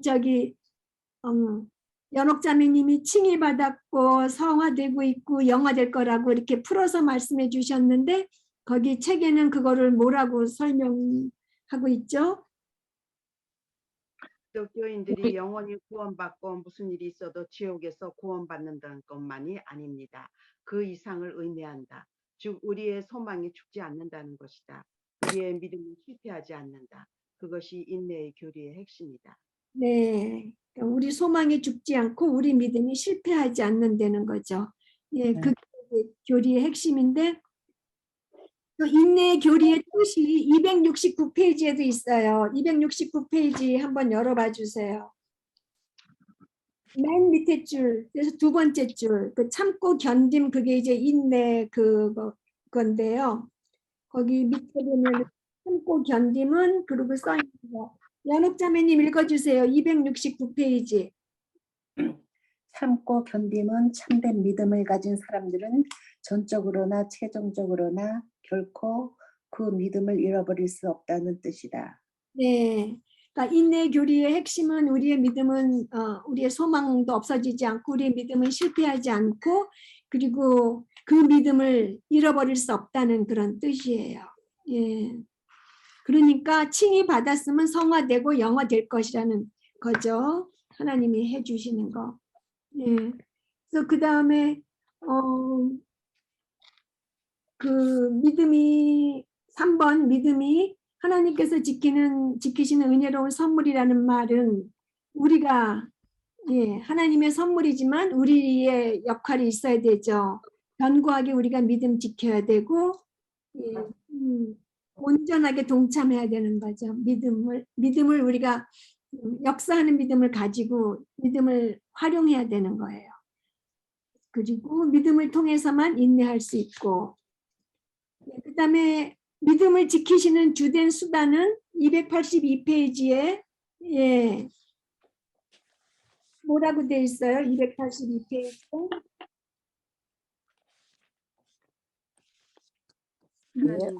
동참과 연관된다. 주된 수단은 믿음의 시험이다. 네, 믿음의 시험이다. 두 번째 패러그래프 맨 마지막에 있어요. 네. 믿음의 시험, 믿음을 지키시는 주된 수단이라는 거. 그리고 우리의 인내를 보증하는 두 가지 핵심 요인은 구주를 향한 사랑과 구주에 대한 그 다음에 베드로가 예수님께 돌아와서 회복된 이유는 그리스도에 대한 사랑과 믿음. 네, 그리스도를 진정으로 사랑했죠. 우리 베드로가. 네. 그리고 거기는 없지만 우리가 아까 12번 첫 번째 대제사장으로서 그리스도 하신 사역이 우리가 끝까지 견딜 것을 보증한다고 했으니까 그리스도를 베드로 입장에서는 그리스도를 사랑했지만 하나님의 입장에서는 하나님께서 그리스도께서 우리 베드로를 위해서 중보하고 계셨기 때문에 회복된 거죠. 예수님께서 기도하셨기 때문에 그리고 7번 그리스도인들이 우리가 볼 수도 없고 들을 수도 없고 만질 수도 없는 분을 사랑해요. 이게 어떻게 가능할까요? 그것은 하나님이 주신 초자연적인 사랑이다. 요한일서 4장 19절. 우리가 그분을 사랑하는 것은 그분께서 먼저 우리를 사랑하셨습니다. 네. 그래서 우리를 향한 그리스도의 사랑이 우리 안에 그리스도께 대한 사랑을 생겨나게 했기 때문에 가능. 그래서 그리스도에 된다는 말이 본질적으로 의미하는 것은 우리가 그리스도인은 그리스도를 끊임없이 사랑한다는 거죠. 그리스도를 사랑하는 것이 그리스도인의 그 본질적인 모습이에요. 그래서 그리스도께 헌신된 자들은 아까 잘 설명해 주셨죠. 그리스도께 영광 돌리기를 갈망하면서 마음과 뜻과 영혼 힘 다해서 섬기고 그리스도의 아름다움 안에서 기뻐하고 그리스도에 대해서 읽고 공부하고 교제 나누고 그리스도에 대해서 말하는 거 좋아하고 더 깊이 알기를 소망하고 그리스도와 같아지기를 소망하고 그 목표가 궁극적으로 이루어질 때까지 견딜 것이고 아니 이거를 보면서요 사랑하면 이렇게 하잖아요. 그죠? 우리가 연애할 때 이렇게 하잖아요.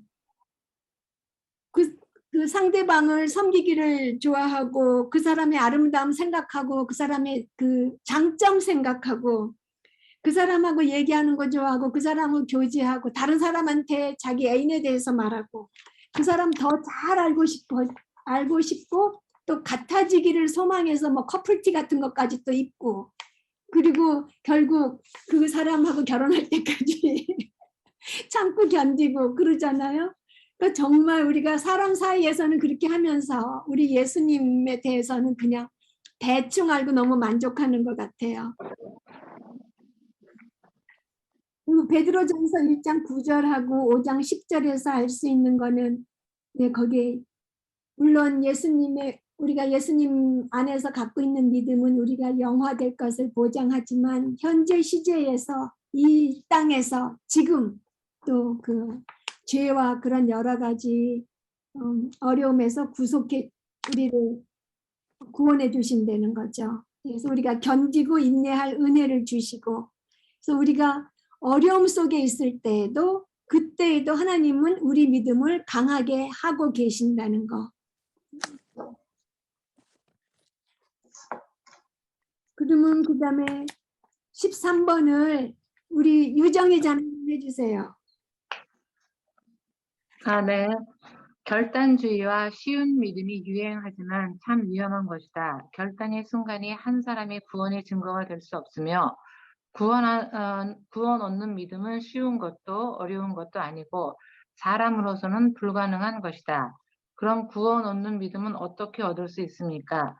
인간으로서는 불가능하며 하나님 아버지의 허락이 있어야 그리스도에게 갈 수 있다.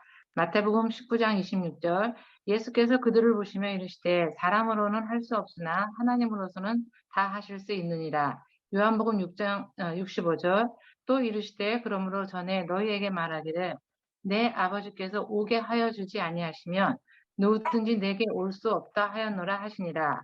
1. 복음을 전할 때 꼭 전해야 할 요점 6가지는 무엇입니까? 1. 하나님의 거룩하심에 대해 가르친다. 2. 그들의 죄를 보여준다. 3. 그리스도께서 누구신지와 그리스도께서 하신 일에 대해 가르친다. 4. 하나님께서 무엇을 요구하시는지를 알려준다. 5. 대가를 철저히 계산하라고 조언한다. 6. 그리스도를 신뢰하라고 권면한다. 2. 아이들에게 복음을 전할 때 복음의 메시지를 축소시키는 것이 바람직한 일인가요? 아닙니다. 성경에 그렇게 해도 좋다는 말은 없습니다. 아이들이 스스로 복음을 명확히 이해하고 참된 믿음으로 받아들일 만큼 자라기 전에도 구원을 받을 수 있습니까? 받을 수 없습니다. 그 이유는 무엇입니까? 선과 악, 죄와 형벌, 회개와 믿음을 이해할 만큼 충분히 성숙해야 합니다. 아이들은 죄의 심각성과 하나님의 거룩함의 본질을 이해할 만큼 충분히 자라야 한다. 3. 초대교회의 첫 번째 신조는 예수는 주이었다. 사도의 설교에 깊이 배어있는 것은 그리스도의 주되심이었다. 신약에도 예수님의 주되심이 가득 차 있다.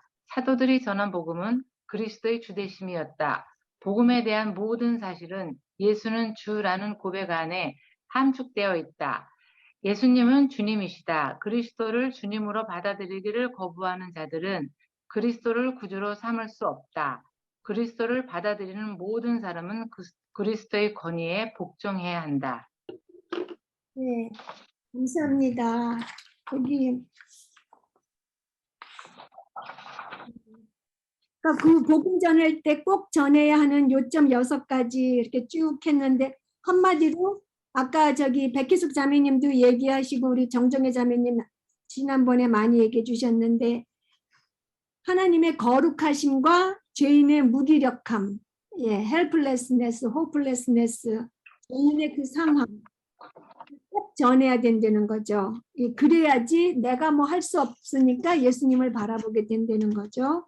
그리고 그 쉬운 믿음이라는 거는 회개하지 않고 그냥 받아들이기만 해도 된다는 거는 죄인이기 때문에 무기력하다는 것을 인정하지 않는 것이 그 쉬운 믿음이라는 거. 회개도 없이 그저 그냥 거기다 어떻게 덧붙이려고 예수님을 나 있는 거기 더러운 데다가 덧붙여갖고 천국이나 가려고 하는 그런 게 쉬운 믿음이고요. 네. 그래서 죄를 보여주는 게 그게 정말 중요한 게 자기 죄성 있는 걸 이해하지 않으면 구세주의 필요성을 모르니까 자기가 지옥 가고 있다고도 생각하지 않고 그래서 그 죄를 알려주는 거 그게 정말 중요하고요. 그래서 아이들한테도 그 복음의 메시지를 축소하면 안 되는 게 축소하면은 걔네들이 자기 하나님 결국 그거예요. 하나님의 거룩하심과 자기의 무기력함을 알 수가 없는 거죠. 그러니까 다 잘 가르쳐 줘야 되는 거고요. 예. 그리고 그 초대교회의 첫 번째 신조가 예수님은 주님, 예수님의 주 되심, 그리스도는 주님 되심, 그거를 되니까 거기가 그 예수님은 주님이시다. 그리스도를 주님으로 받아들이기를 거부하는 자들은 그리스도를 구세주로도 삼을 수가 없다는 거죠. 그러니까 구세주와 주님 같이 따라다니는 거라는 거죠. 네. 그래서 그리스도의 권위에 복종해야 된다. 이 마지막 문제가 첫 번째 문제, 1번 문제. 주 대신 구원이 가르치는 것은 무엇입니까? 자신이 죄를 회개하고 그리스도의 권위에 복종하는 거. 그리스도의 권위에 복종하는 게 주대심이거든요. 예. 그러니까 이 책의 처음과 끝이 그리스도의 주대심으로 시작하고 마쳤어요. 그러니까 복음이 무엇인가라는 책 제목에 그리스도는 주님이시다. 그런 시작 그걸로 마친 거죠. 지금 그 선생님, 네. 우리가 지금 사형리를 통해서 네. 또 그 쉬운 믿음과 결단 그 앞에 나와서 그 결단하라 그걸 통해서 하나님은 사랑이라고 하나님 당신을 사랑합니다 이렇게 시작을 하잖아요. 네. 지금 대부분의 교인들이 그렇게 알고 있거든요. 네. 근데 이게 지금 죄를 보여주는 것이 가장 중요하다. 지금 이게 이제 복음을 이렇게 제시하면서 우리가 그거를 제시하라는 거 아니에요. 네. 근데 그게 굉장히 중요한 것 같아요. 아이들도 그렇고 어른들도 그렇고 지금 죽음을 앞둔 사람들까지도 그냥 하나님이 당신을 사랑합니다. 이걸로만 지금 시작을 하거든요. 다. 그래서 우리가 참 잘못 알고 있구나. 네. 네, 맞아요. 진짜. 그래서 우리의 죄가 끔찍하게 나타나는 거는 하나님의 거룩하심에 비추어 봤을 때 끔찍한 거가 얼마나 끔찍한지 알기 때문에 하나님의 거룩하심, 우리의 죄 두 개를 예, 비교했을 때 그렇지 않으면 나나 옆집 사람을 보거나 나나 뭐 남편을 보거나 뭐 둘 다 비슷하다 그럴 텐데 우리의 판단이나 우리를 심판하실 분은 옆 사람도 아니고 남편도 아니고 하나님이시라는 거 그걸 분명히 알아야 되는 거죠. 그럼 이 네. 책에서 굉장히 중요한 게 우리가 이거를 정말 이렇게 그 심오한 걸로 우리가 우리 거를 지금 받아들여서 우리한테 지금 적용을 해야 되는데 지금 사실은 솔직히 이 사형리라든가 쉬운 믿음 이런 게 지금 세상에서의 그 상품화를 이렇게 해가지고 간단하고 명료하게 그거를 이제 우리한테 넣은 거거든요. 그러니까 이게 굉장한 심각한 책인 것 같아요. 네, 구원 받는. 맞아요.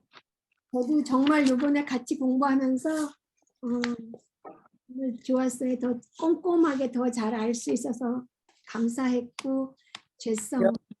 321페이지 위에 그리스도의 피, 십자가, 죄의 대속은 복음의 메시지의 중심에 있는 것이다. 이런 주제들을 그냥 넘어간다면 우리는 온전한 복음을 아이들에게 가르치고 있는 것이 아니다. 그래서 여기 그 중간에요. 사람을 그리스도에게 나오도록 이끄는 주된 요인이 그가 얼마나 교리를 많이 아느냐가 아님을 기억하라. 실질적인 문제는 하나님이 그의 마음속에 역사하시는 정도다. 그러니까 많은 복음을 전한다 이렇게 사람을 이렇게 하나님께로 이렇게 할 적에 제일 먼저 저한테 되는 게 내가 이 복음을 제대로 제시할 수 있을까? 그리고 이 성경 말씀이 뭐 몇 장 몇 절에 뭐가 있고 그런 것을 할 수 있을까? 뭐 이것저것 따지면서 굉장히 이렇게 돼갖고서는 안 되지 하고 이렇게 discourage 하거든요. 거기에 자꾸만 중점을 두거든요. 제가 얼마만큼 잘 전할 수 있을까? 그거를 이렇게 중점을 이렇게 두고 이렇게 하는데 하나님이 그의 마음속에서 역사하시지 않으면은 안 된다는 거. 그거를 자꾸만 저는 저한테 시켜야 될 것 같아요. 주입을 많이 시켜야 될 것 같아요. 굉장한 그런데 걸림돌인 것 같아요. 근데 이제 이거를 우리가 이제 전도에 대해서 이렇게 배웠고 우리가 기초적인 거를 이 책에서 다 배웠잖아요. 그 구원에 대해서. 그런데 저는 저를 굉장히 위로를 주고 힘을 주는 게 뭔가 하면 우리 안에 행하시는 분이 하나님이시라는 거. 아멘. 하나님의 깊은 뜻에 따라서 아멘. 우리에게 소원을 두고 소원을 두고 투도하게 한다는 거예요.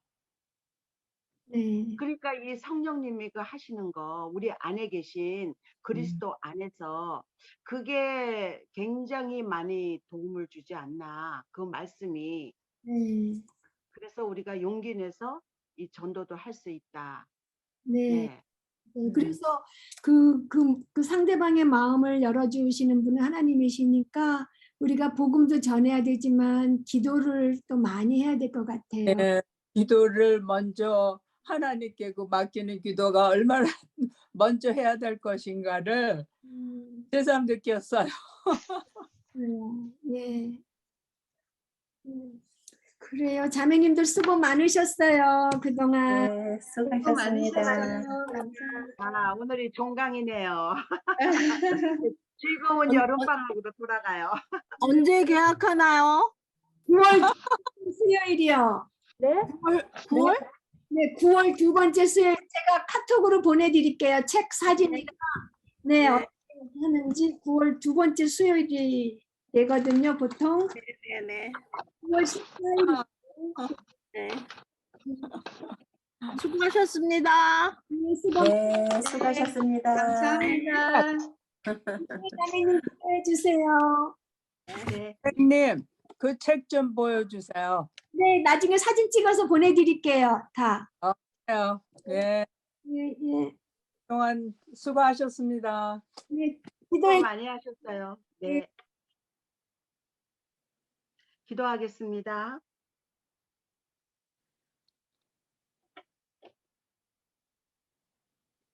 긍휼이 풍성하신 하나님이 우리를 사랑하신 그 큰 사랑으로 인하여 허물로 죽었던 우리를 살리셨고 또 일으키사 그리스도 예수 안에서 하늘에 앉혀주심을 감사드립니다. 온유의 겸손 반 대원 가운데 선하신 일을 시작하신 하나님께서 구원이란 무엇인가 The Gospel according to the Apostles 사도들에게 전한 복음에 대하여 공부하게 해주심을 감사드리며 그리스도 예수님이 다시 오시는 날까지 그 일을 완성하게 해주신 주님께 감사와 존귀와 영광을 돌려드립니다. 우리를 구원해 주신 예수님은 영원하시고 만유의 주가 되십니다. 그리고 주님은 인간이 되셨습니다. 예수님은 온전하게 순결하시어 죄가 없으셨습니다. 죄가 없으신 주님은 우리 죄를 위해 희생제물이 되셨습니다. 예수님은 죄를 위해 대속으로서 우리의 자신의 피를 흘리셨습니다. 예수님은 죄인들에게 구원의 길을 제공하기 위하여 십자가에서 죽으셨습니다. 예수님은 죽은 자 가운데서 승리하고 다시 사셨으므로 말미암아 우리를 거듭나게 하사 산 소망이 있게 하시며 썩지 않고 더럽지 않고 쇠하지 아니하는 유업을 있게 하시어 우리를 위하여 하늘에 간직하게 하셨습니다. 그리고 주님이 나타나실 때 말세에 나타나기로 예배하신 구원을 얻기 위하여 이 땅에서 그리스도의 형상을 담게 하시어 믿음으로 말미암아 하나님의 능력으로 보호를 받고 있게 해주심 또한 감사드립니다. 아멘. 우리가 이 땅에서 두렵고 떨림으로 구원을 이루어 나갈 때 우리 대원 모두가 비록 희미하게 투영될지라도 수건을 벗은 얼굴로 거울을 보는 것 같이 주의 영광을 볼 수 있게 도와주시옵소서. 아멘.